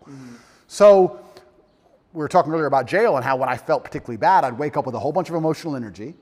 It's unchanneled, it's a bit wild, so I guess that can be perceived as sad you're out of or your depressed. routine, You're out of too. your routine. So I would sit and go, okay, I have all this emotional energy today, where am I going to put it?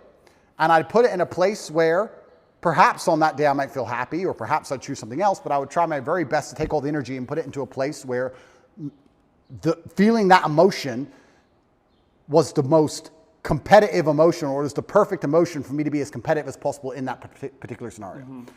So yeah, on days where I woke up and I felt a little bit sad, I'd be like, okay, I'm going to turn the charm on today. I'm going to make everybody laugh. Right. And by the end of the day, I felt fantastic. Do you think God wants to break you? If God wants to break me, he's going to do it. Because we said, wants- right, the yeah, hero's maybe he journey, wants there to. must be death and rebirth. So what, like something, you have to be broken. At some point, you must be broken. You can't fulfill your mission without being broken. And whatever that is, it has to terrify you. But can't I be semi-broken or semi-close to broken and back from the edge? Back from the edge? Death and rebirth. That's the archetype, right? And what does that require? It means going into the cave and facing your dragon, which is your deepest fear, and feeling like it's going to kill you, and then entering into the void of nothingness, and then coming out the other side, reborn. And in that place where you're reborn, you're going to know things that you did not know sitting right here. And you're going to have a much bigger perspective, right? I mean, you agree with that template, right? I agree with it, but I feel like I can just, I don't feel like I... Get around that? Not get around it, but I don't ever have to fully die. Like, I can just come close enough times. Like, I'm not going to underplay... No, of course. But I'm not going to underplay how significantly difficult my jail experience was.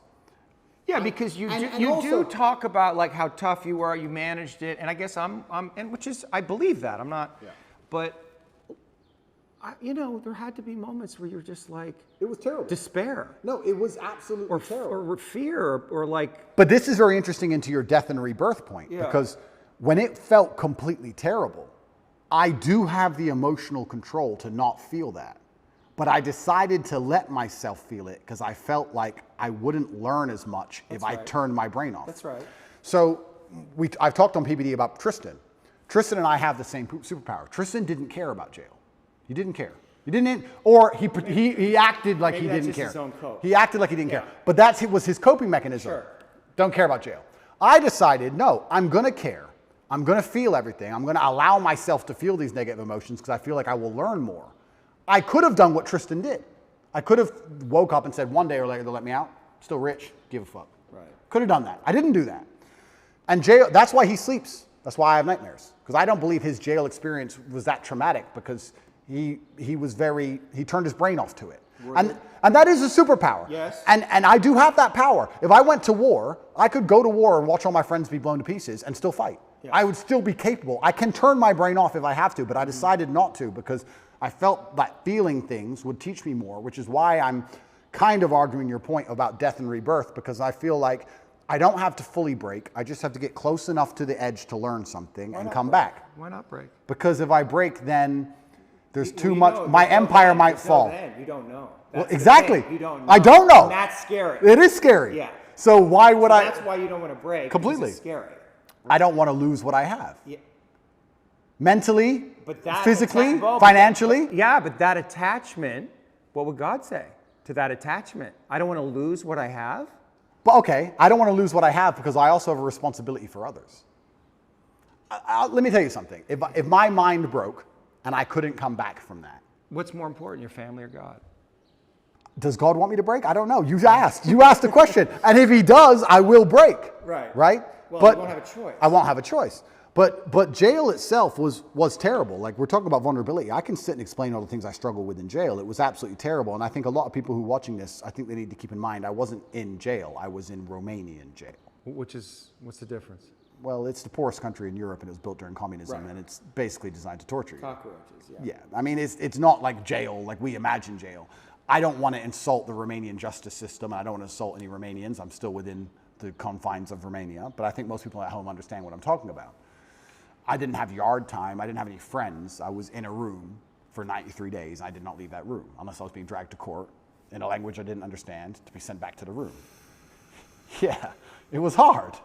I did a 4-day vision quest, 4 days, 4 nights, no food or water out in the mountains, like in a restricted area, like just like a prison cell.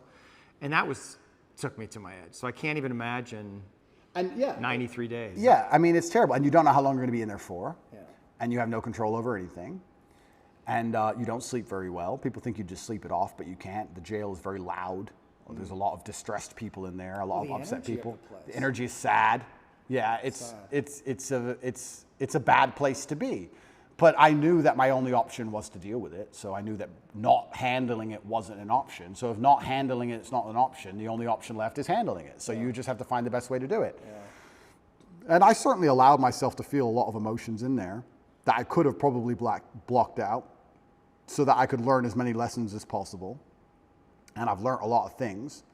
But I would say that, I mean, all in all, I understood as a man, you need to have a strong body so you're not attacked by anyone else, and a strong mind so you don't attack yourself. And I think jail in many ways is just pressurized life. And if you feel a little bit angry outside of jail, you'll be very angry in jail. It's pressurized life, and you can't distract yourself with anything. Mm-hmm. Most people, if you feel angry right now, you're like, oh, that pissed me off. And then you get on your phone and talk to someone else about something else, and you distract yourself. But you're left alone with your thoughts, and you can't distract yourself. And God decided to put me in there to learn some things. And I think it just confirmed a bunch of things I already knew. And I think it was a chance for me to prove to him and to prove to myself I'm not full of shit. And I think that was... Did you worry that you were full of shit? Never. But it's good when you get tested. No, but this is actually the truth. Top G, right? It's a name, it's a nickname, blah, blah, blah, Top G. The basic premise behind it and why I'm idolized by all these young men especially is I'm Top G, the number one G, the guy who can do anything. He's the guy. I never for a second when I was saying it didn't mean it. I never for a second when I was saying it thought I was full of shit. Mm-hmm. So God was like, okay, let's find out if he's full of shit. Right. And I was placed there and I said, all right, this is a chance for me to prove to myself and prove to God and prove to the man watching to the prison guards and prove to everyone else, my ancestors, that I'm not full of shit. I had a sense of duty in there and I feel like I performed it exceptionally. Mm-hmm. And it doesn't matter if they kept me in there for 3 months or 3 years or 30 years. I have to perform. That's who I am. And I will default to rationalizing, as you said, whatever it takes. I will come up with any rationale and I will say it in any way which is interesting and engaging and convincing enough to the outside world and to myself to install it in my brain that allows me to compete. That's just what I'm going to do because I don't want to lose anything ever. Yeah.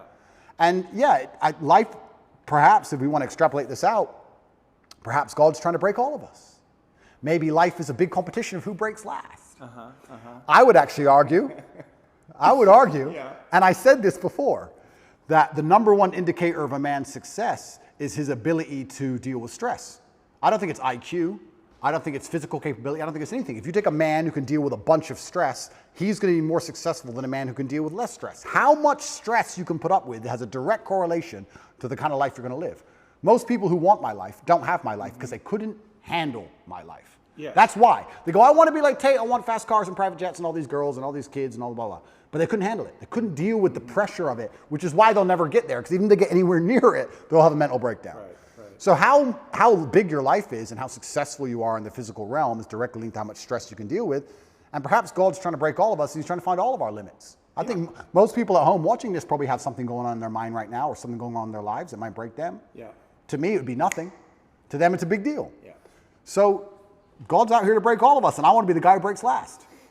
Well, maybe he's trying to make us stronger, give us tests to help us evolve, to help us grow, to help us know him more. Absolutely. So let's assume that's what God is doing. Mm-hmm. To a degree, he's trying to see where all of us would break. You have two responses to that. You can either be intimidated by the fact that God is out there trying to make your life difficult, or you can be excited by the idea of it and saying, this is my chance to prove myself to God. Right. Which is what I was saying earlier on at the very beginning of our podcast, why I've adopted the mindset where struggle is semi-exciting to me. Yeah. God is out here trying to ask me questions or put me through scenarios where I get to prove myself to him, and perhaps that's why all the bad things happen. Maybe that's why that girl left you. Maybe that's why he made you love her so much so that she could break your heart and fuck your best friend on purpose so that you to see how close you could come to breaking. Maybe that's what it's all about. Maybe that's the fun of it. The mantra that I use is, yes, thank you.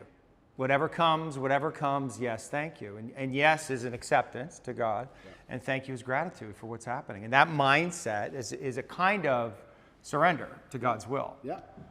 Do you struggle between, your will is very strong. Yeah. And I can feel the place where you like to impose your will in the world. Yeah. So your will versus God's will. Well, he'll win.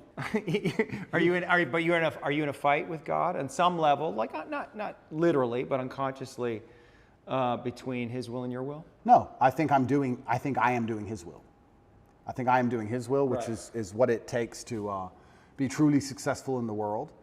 I do believe that the moral arc of the universe does bend towards truth. And that's not my saying. I think that's Martin Luther King's. But I think that it bends towards truth and justice in the end. I think that the battles we are currently fighting in society, which look hopeless, in the end can be won.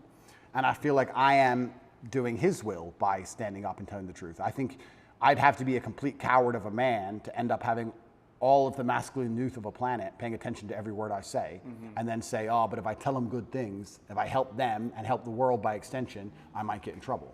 That'd make me a bitch, and that's not who I am. Yeah. So I think if you give any man worth his salt that degree of power and influence and responsibility, he's going to stand up and say, okay, this is how you should live as a man, and this is how you can make the world a better place, unless he's afraid of the repercussions by the evil people, by the people who are on the other side, who are genuinely evil and satanic, who are out to destroy good and truth. And I'm not a coward. I've never seen myself as a coward. And in fact, we don't talk about vulnerability. The number one thing I could never exist as is a coward.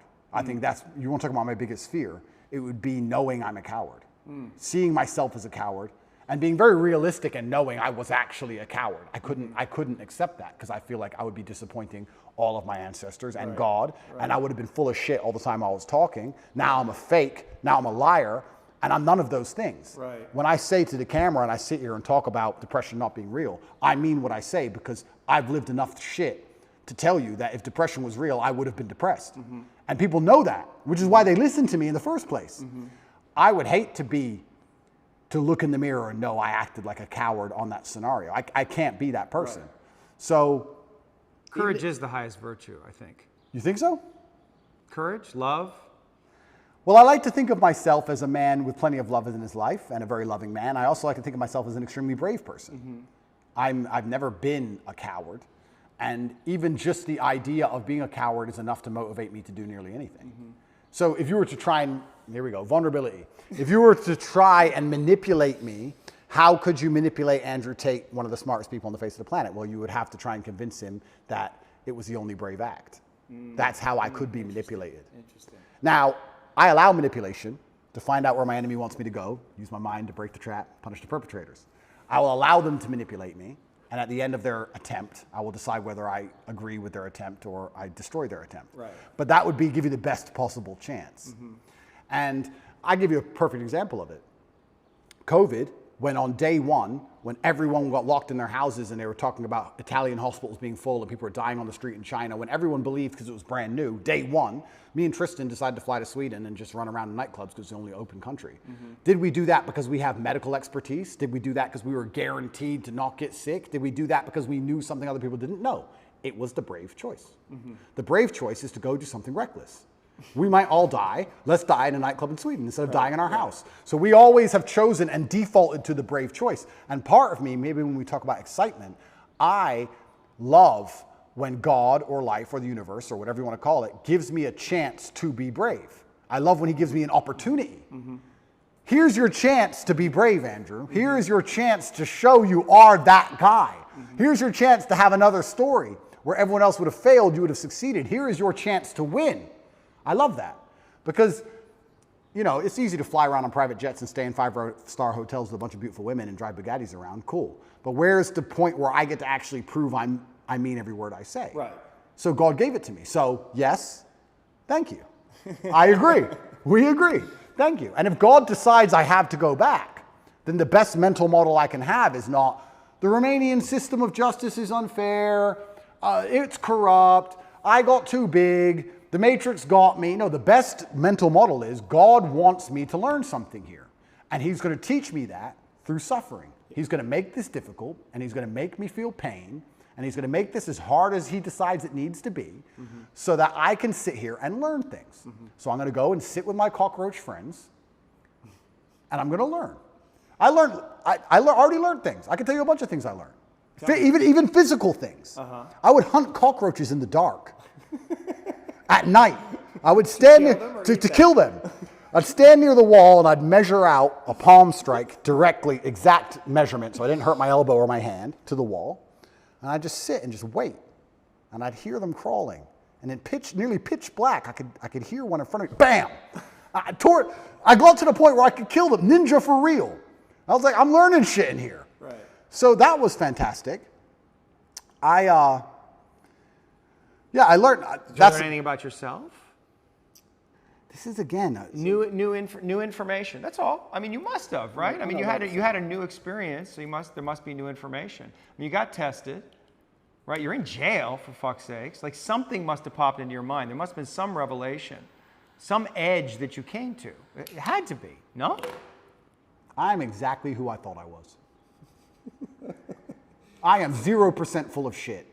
I am exactly who I thought I was. 0% full of shit? If you would have told me, Zero? if you would have told me before I Not went, like 0.1, before I went 0.5? to, before I went to jail, before they put me in that dungeon, in the dark, with the cockroaches, if you would have told me how I would react to that scenario, I would have said to you, I would have suffered and it wouldn't have been nice, but I would have refused to break, and I would have been the kind of person who sat there and endured and emerged more powerful than ever before. That's what I would have said. Yeah. And that's what I've done. Yes, yes. That's exactly what I've done. So But that's not the question. no, it's not. There may be a side order of nightmares. I learned, I've never had nightmares before in my life. That surprised me. But they're here now. That's life. I learned that, I guess. I learned that when I got out of jail. I didn't have nightmares in jail, which is strange. I had nightmares when I got out.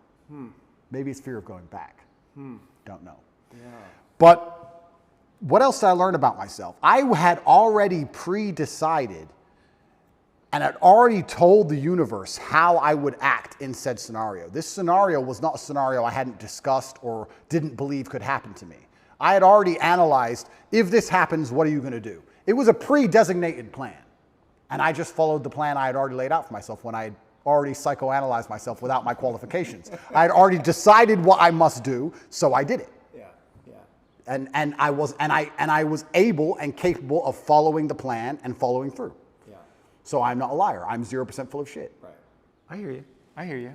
And if I was full of shit, I would sit here. Nightmares, though, but there's something. It's not full of shit, but just the something happened. Oh, completely. Right, because you're having nightmares now, so something is going on. Yes. That you don't like. Understand. That's all I'm getting at. That's completely true. I performed exactly how I needed to perform and how I knew I would perform. So when I talk about being top G and mental control and depression is not real, everything I say is true. I performed exactly as I could. And I should. There is a side effect, which happens to be these nightmares. But my attitude towards the nightmares is, yes, thank you. Good. I don't want them to go away. They will go away when whatever needs to be dealt with is dealt with by my own mind. And like I said, if anyone else could fix them for me, I would not allow them to, because I believe it is my lesson and it's my pain and my trauma and it's mine to deal with. And if I have to keep them forever, I'll keep them. I am not afraid of feeling negative. I'm not afraid of it. I'm not afraid of having nightmares. I don't wake up going, I want to feel good. I don't care. So if I have to feel miserable, it doesn't bother me. I don't see why. In fact, I'm going to change that. I don't see how you can put such importance on how you feel as a man, because it makes you non-competitive. Well, but it makes you, what it does is it brings you into presence. And presence is the most powerful quality that you can have as a human being. And if you are not in touch with your feelings, if you disown them or you rationalize them in some way, you're not fully present. Completely agree. Right? So the reason we want to connect with the places we have fear or pain or sadness, right, or anger, whatever it is, it's not to feel it and let ourselves be a slave to it. It's just to let it come into our conscious awareness to know what it is. There's information there. It's data, right? And if we can be present with all that we feel, right, we're much more powerful beings. Now, it's super interesting you said that, because you're right. Because I wouldn't consider myself a present person.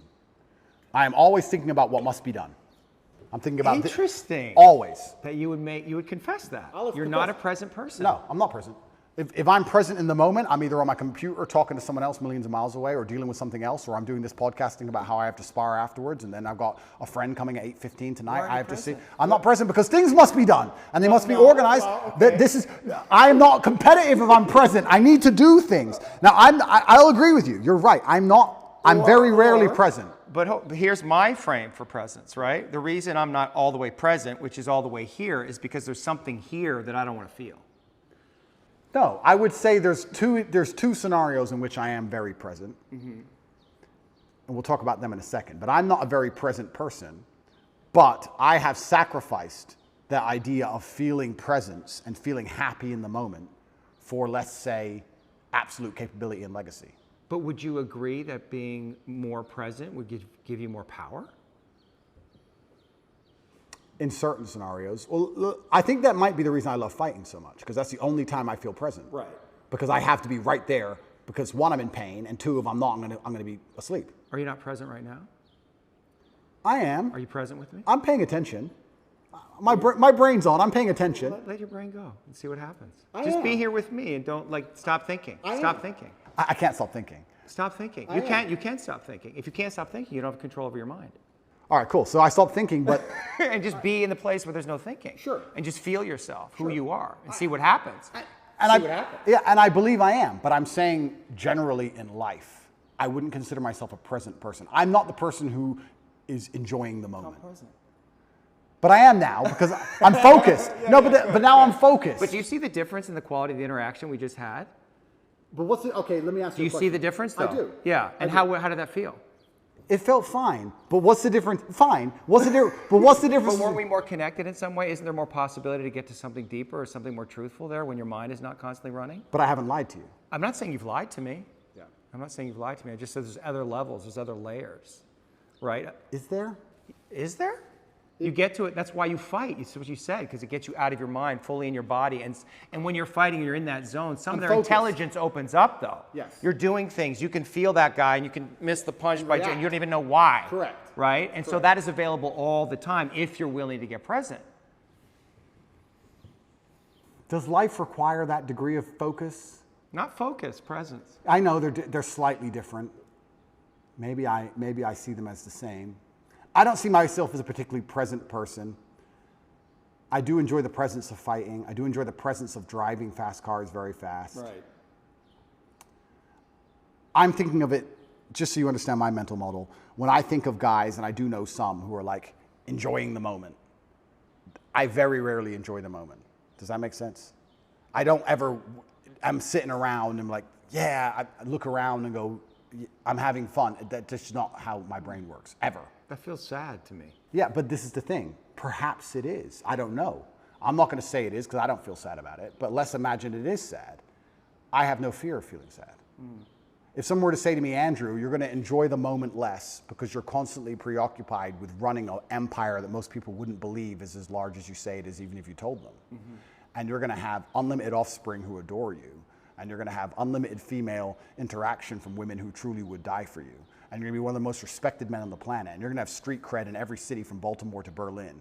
And you're going to end up going through all these trials and tribulations, and they're going to talk about your name after you're dead for hundreds of years. But you're not going to be present in the moment. Would you take that? And I would say, yes, sir, I would. Give that to me. I can't be present because there's too much happening. How can I be present? How can I be present with hundreds of millions of dollars and DCOT trying to put me in jail? And how can I be present? I've got things happening in my brain. I can't be present. I've got things to deal with. I've got problems.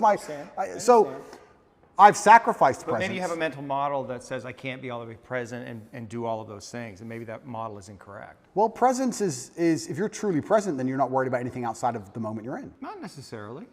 How does that work? I'm interested in. Yeah, I mean, because the presence, right? You can let your consciousness go out, right? And you can be aware of everything, right? I'm perspicacious is one of my favorite words. I am aware of what's happening. Yeah. I'm just not particularly interested in it. So I will sit at a table where everyone's having a conversation, and I'll sit on my laptop, and I'll chime up once every hour. I hear every word. I've analyzed every word. I know who's right. I know who's wrong. I know what I could have said. I know whose brain I could have changed, what mind I could have affected. I've already considered if it's worth doing, but I'd rather do my work, and I'll ignore it all until I pop up and say 3 words and control the entire conversation and go back to my laptop. Yeah.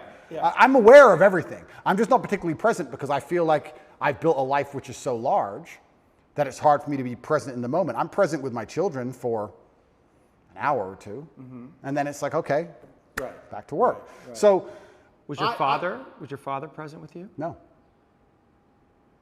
But I don't think, but then this again. I'm just saying, as a psychotherapist, when somebody said that, you said that he wasn't present with you. That must have been, That didn't bother me at all. it didn't bother you? No. He had things to do. He's a full-grown man. I mean, we could talk about the haircut tweet, but I didn't understand, your history that you were raised by a single mother. Your father wasn't around. Yeah. So you see him once a year. About that, yeah. When we lived in America up to the age of 11, I saw him more often, once or twice a month maybe, and then When did they split? I was 10 when they left. But I always understood he's very busy and has a lot to do.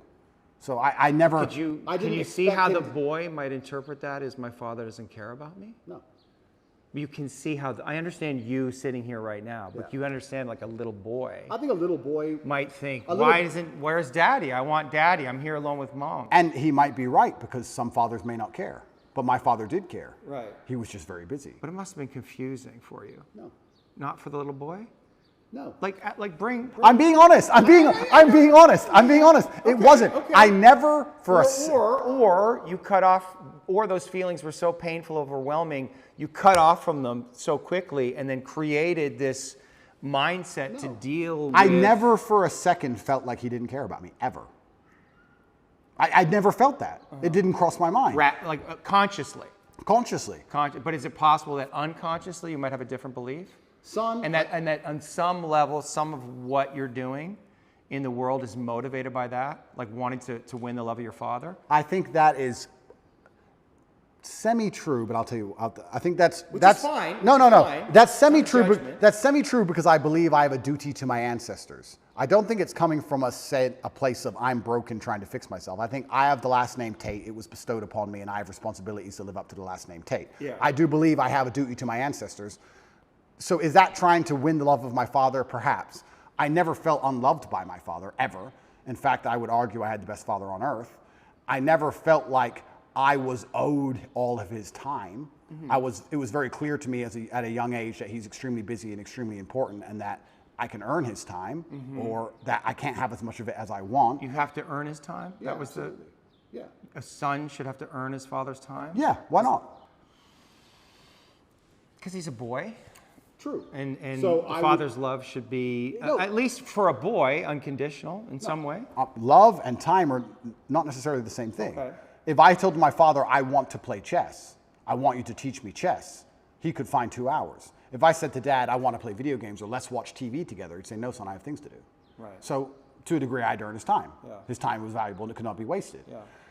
I feel like I have a duty to my ancestors. I don't feel like, and when I'm in jail, I feel like I can't disappoint him, and I feel like I do good for the world. I don't think this is me being some kind of broken secret. This is where we're going to disagree. You're going to think I'm some broken child inside or something. Okay, well, the inner child, or I'm guessing, but Well, yes, inner child. okay, Yeah. I don't think it's anything You to do with have that. an inner child? I think it's duty. I think I have duty and I have honor. Yeah, I understand you have duty as a man, but that doesn't mean the inner child is not there. And I guess that's, if the inner child has been disowned in some way, or his feelings have been relegated to the unconscious, like that's impacting you, that's affecting you. And knowing what those feelings are and how they impacted you, I think would be important information for you. But I was never sad. I can't say I had a hard childhood. I can't say I was sad. I can't say I wish he was different.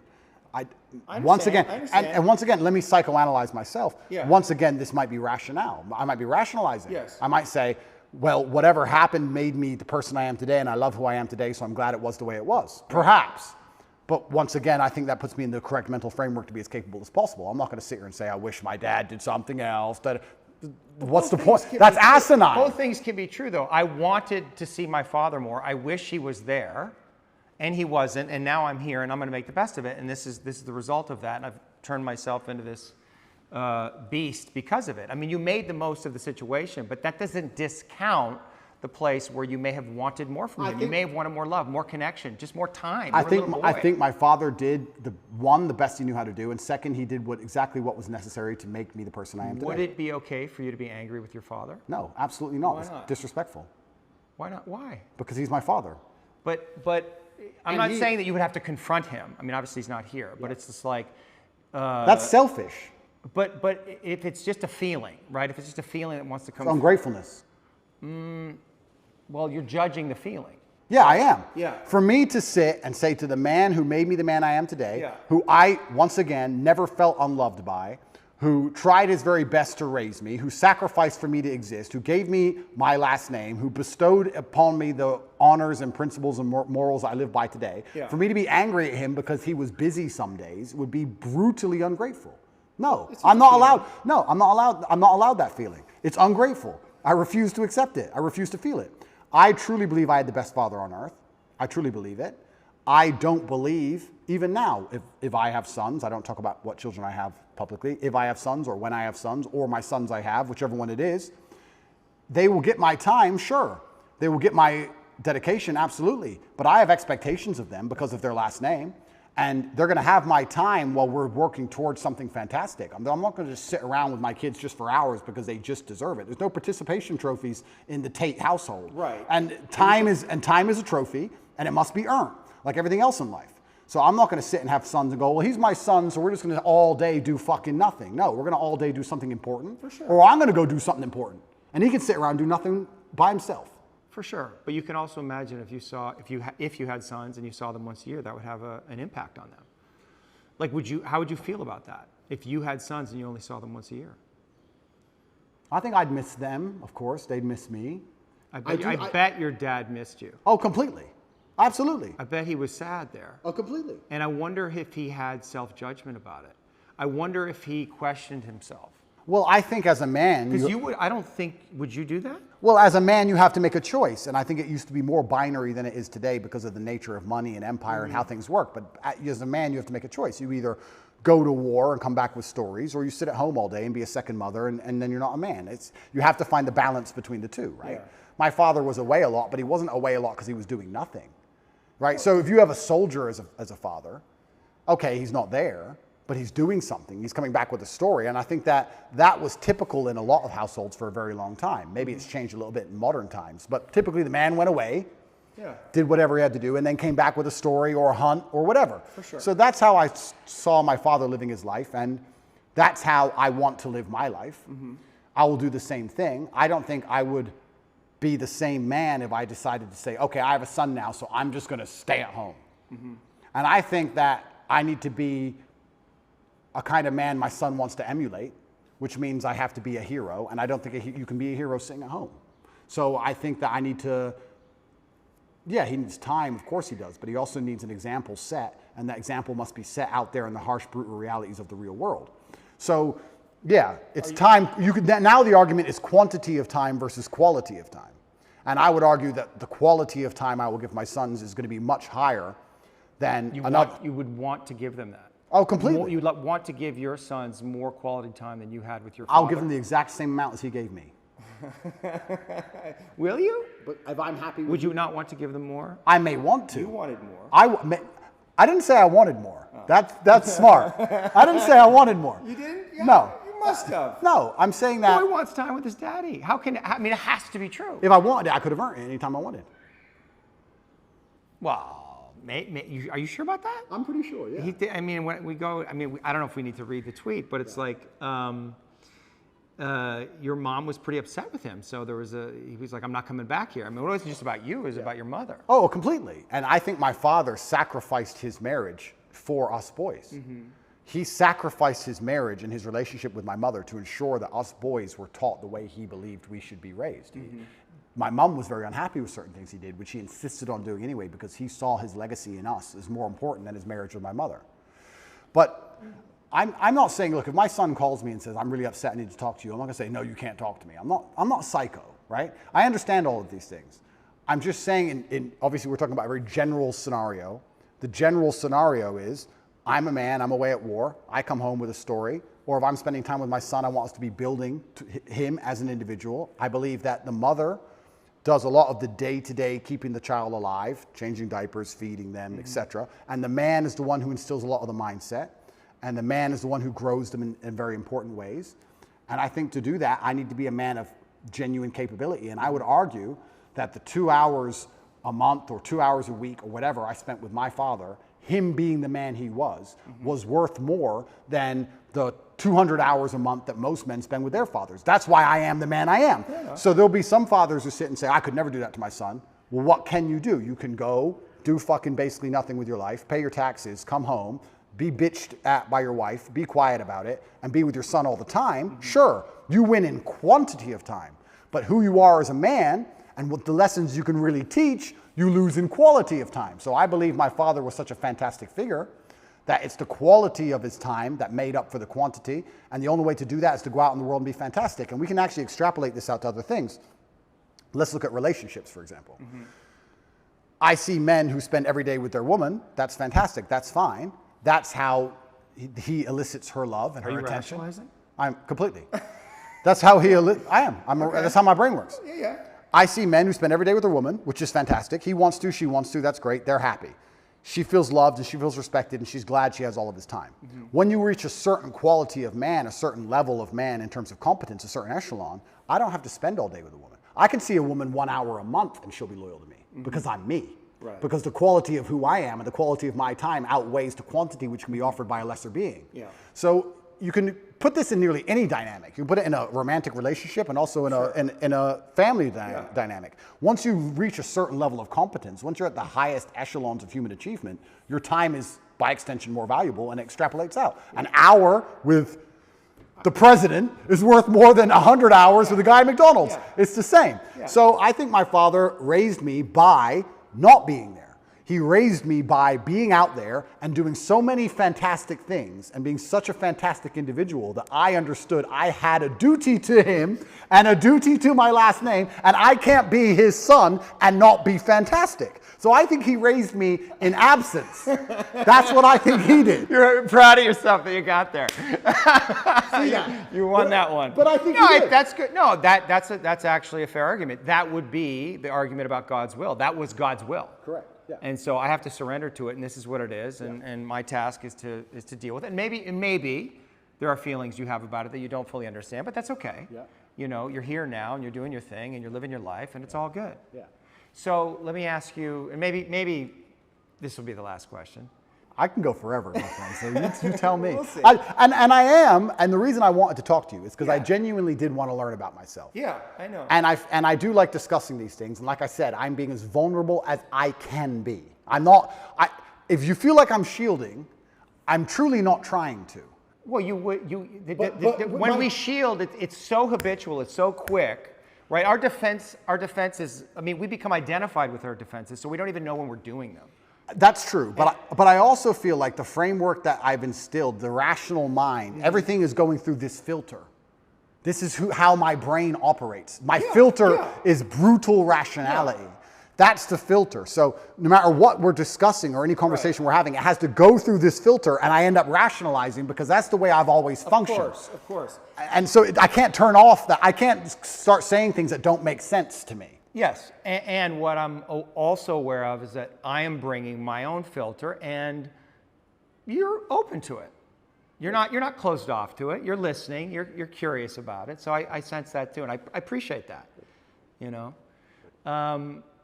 you talk about yourself as a man of capability. Correct. Man of courage. Yep. Right. Man of action. Yes.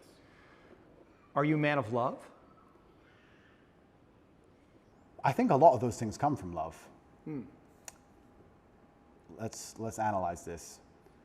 I think a lot of those things come from love.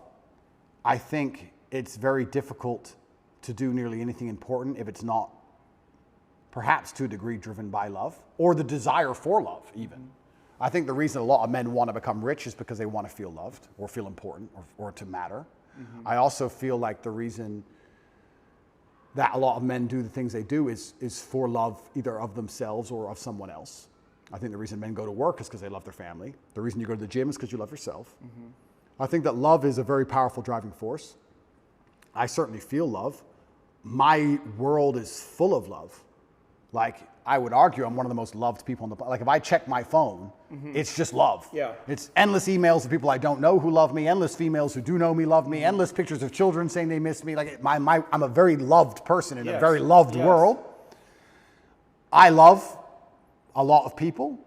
You love. I absolutely love, but because I believe in myself so strongly, I feel like the way I love them is to have a degree of authority over them. Not in a crazy psychopathic way, but in a I love you, so you should do this. Right. I love you, so act this way. I love you, so don't do that. Almost in the same way a parent loves a child. You love your child, so you don't let them eat candy all day because you love them. Yeah. I'm like that with everyone in my life because I see myself as the most competent person on the planet. So I'm like, I love you. I care about you. You shouldn't do this way. Right. Because you may think you know better, but you don't. You don't know better than me. I know best, and this is how it should be for anyone I care about. I guess the reason I asked the question is, can you defeat the matrix by fighting it? Or can you only defeat the matrix through love? Absolutely, that's a very astute question, and you're asking because you already know the answer. And you already know the answer. Of course, only love can win. Yeah. Only love can win. Yeah. And it's the most powerful driving force on the face of the planet. It always has been. And it's only when people are going to wake up and have a true love for themselves and love for their community and love for their children and love for these things that we're going to start to resist the evil and the Satanism and the insanity which is coming in the world today. But I believe, as a man at least, your love only has value when you're capable, which is why perhaps I'm so obsessed with capability, because I want my love to have value. We talked about how time has value when you're at a certain echelon. I would also argue that love has value when at a certain echelon. If I'm in love with a girl, she can get a lot more from that love than if a Joe Schmo's in love with her, right? So my love has value because I have value. So I have to build myself, and especially as a man, if you want to feel loved and you want to give love, the more capable you become, the more valuable your love's going to be, and that's certainly how we're going to fix the world. So yeah, the answer is love, of course, but it can't just be blind, empty love. It has to be love that is backed by a brutal, harsh capability, which is born in the worst scenarios you're going to endure as a man. And the world at its baseline is a very brutal place. It can be. And I think that becoming comfortable with those scenarios and becoming capable in those scenarios is how you give your love deep, true value. But I think that, love is the answer. Right, love is the answer. But I don't want to end. I don't want. That's hard for you to say. No, it's like the Fonz. No, love. But we have to make this clear because most people misunderstand what love is. I understand. No, because you say love is but the not answer. coming from you. I don't think they're going to misunderstand it coming from you. And I guess this is it. Like maybe this is it. Maybe this is what people want more from you. Yeah. Right? They want your love. They want to feel your love. I see it. Yeah. Right? Like I can feel it coming off you, but I'm not like I see your sense of humor. I see how you work. So I don't feel threatened by you. Right? I feel like I understand you in some way, but a lot of people can. And I think that to me is the problem in the world right now, is that people cannot feel the Father's love. I agree with you. And if they could feel that, and also the firmness, also the direction, all the things you're talking about, the discipline, but if they can't feel the Father's love, I mean, that's God's love coming through. And the Father is the embodiment of God on earth. If they can't feel that love, then we're going to have a lot of fucking problems. But that's super interesting because they've hijacked the word love now, and they've confused the word love with tolerance and a complete lack of boundaries. And they're saying, if you're a loving person, you accept all this garbage. No, I disagree with that. You just said a very important thing. You said father's love. A father's love comes with tests and trials and tribulations. What does a dad even traditionally do for his son? Take him out there, push him in the pool, let him struggle a bit, get him out. Yeah. Put him on the bike, let him fall over, help him get up. Yeah. You have to go through the bad things to be rewarded and the bad things to learn. That's how a father typically loves. And a father also loves by saying no. Right. No, you cannot do that. So you nailed it by how society needs a father's love. Completely true. And society has actually hijacked the word love and tried to convince you that you don't need the father's love. Perhaps you need this unconditional love, which is more like a mother's love, if you want to gender it, perhaps. Yeah.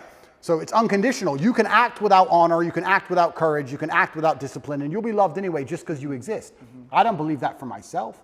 I believe if I remove all of my morality, I will not just be loved by default, not by my family, not by God, not by society. I don't believe that. And the people who do believe that, who think I should be loved just for existing, regardless of how I act and what I think, those are some of the most evil people on the planet. I truly believe. And they're also some of the most unsuccessful and unspectacular.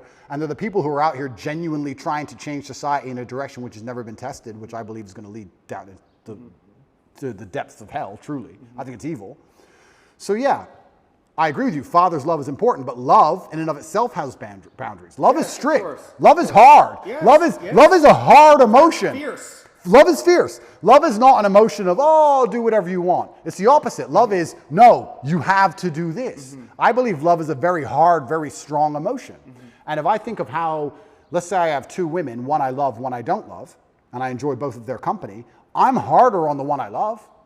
I expect more from her in terms of how she acts. I expect more from her in terms of how she speaks to me. I expect more from her in how she presents herself to the world. The more I love her, the more I expect of her, the more parameters I want to put on her in regards to how she should behave, because I love her. Love is a hard emotion. So yeah, love wins, but not in the way that people think love. They've hijacked the word love and convinced people that love means, oh, I tolerate everything. Right. That's not love. I agree, and it goes back to this, what we were talking about with presence. I wonder, and I'm just having this thought now, that if we come all the way into presence, if we allow ourselves to be all the way here and feel everything that's here, that is actually the thing that we would feel, love.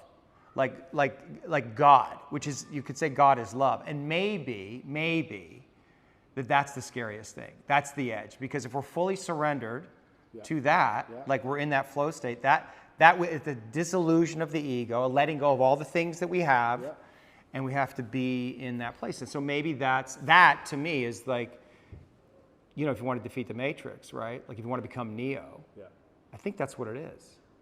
Interesting. And what I will do, and I will take away from this conversation, is I definitely have moments of presence. I mean, I'm human. I do have like a couple minutes where I sit and just look around and go, you know, life's not all that bad, of course.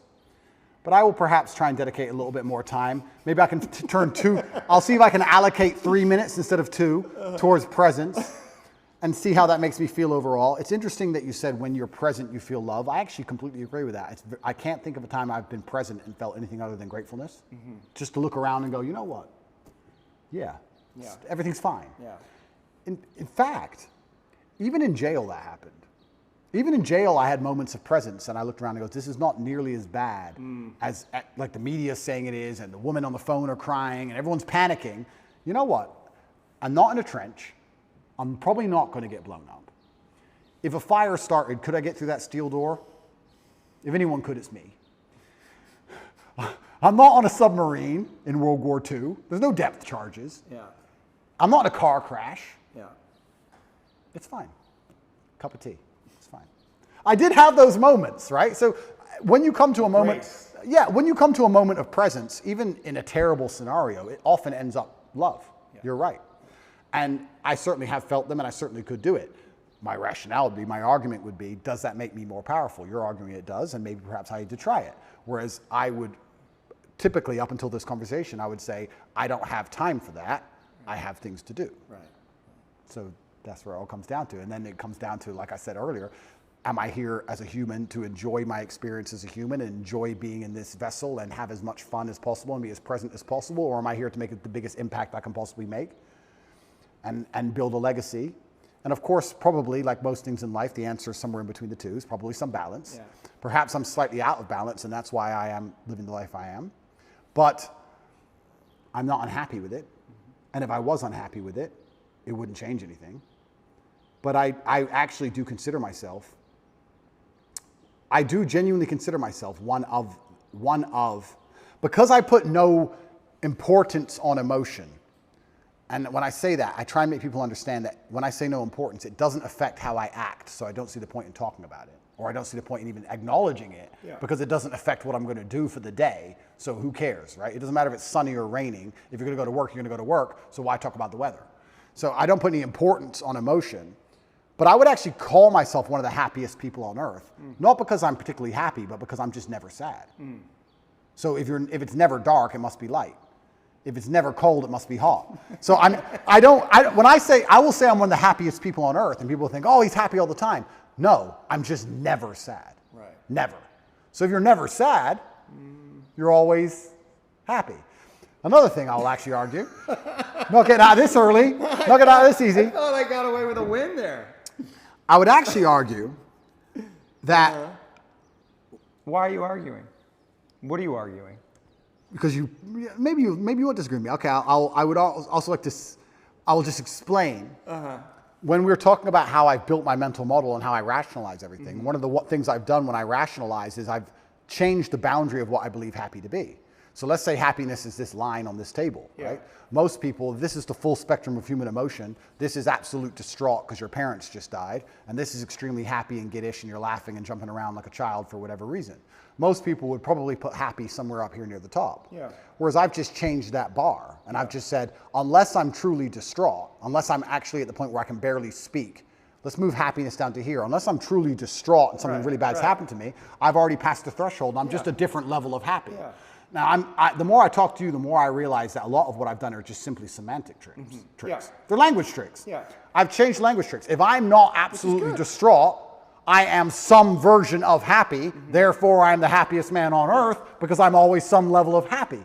It's semantic tricks, but if it works, I mean, it could be a cheap language trick, but if the cheap language trick works, then it's more than a cheap language trick. So I've also changed what I believe happy to be. I think that there's probably 5 or 6 times in your adult life you're going to be unhappy, and the rest of the time you're just a different level of happy. Maybe less happy, more happy, but you're all at some point of happy. If you can speak, you're happy enough, because when you're truly upset, you can't even talk. That's what I believe. Is that enough? Is that all I have to say?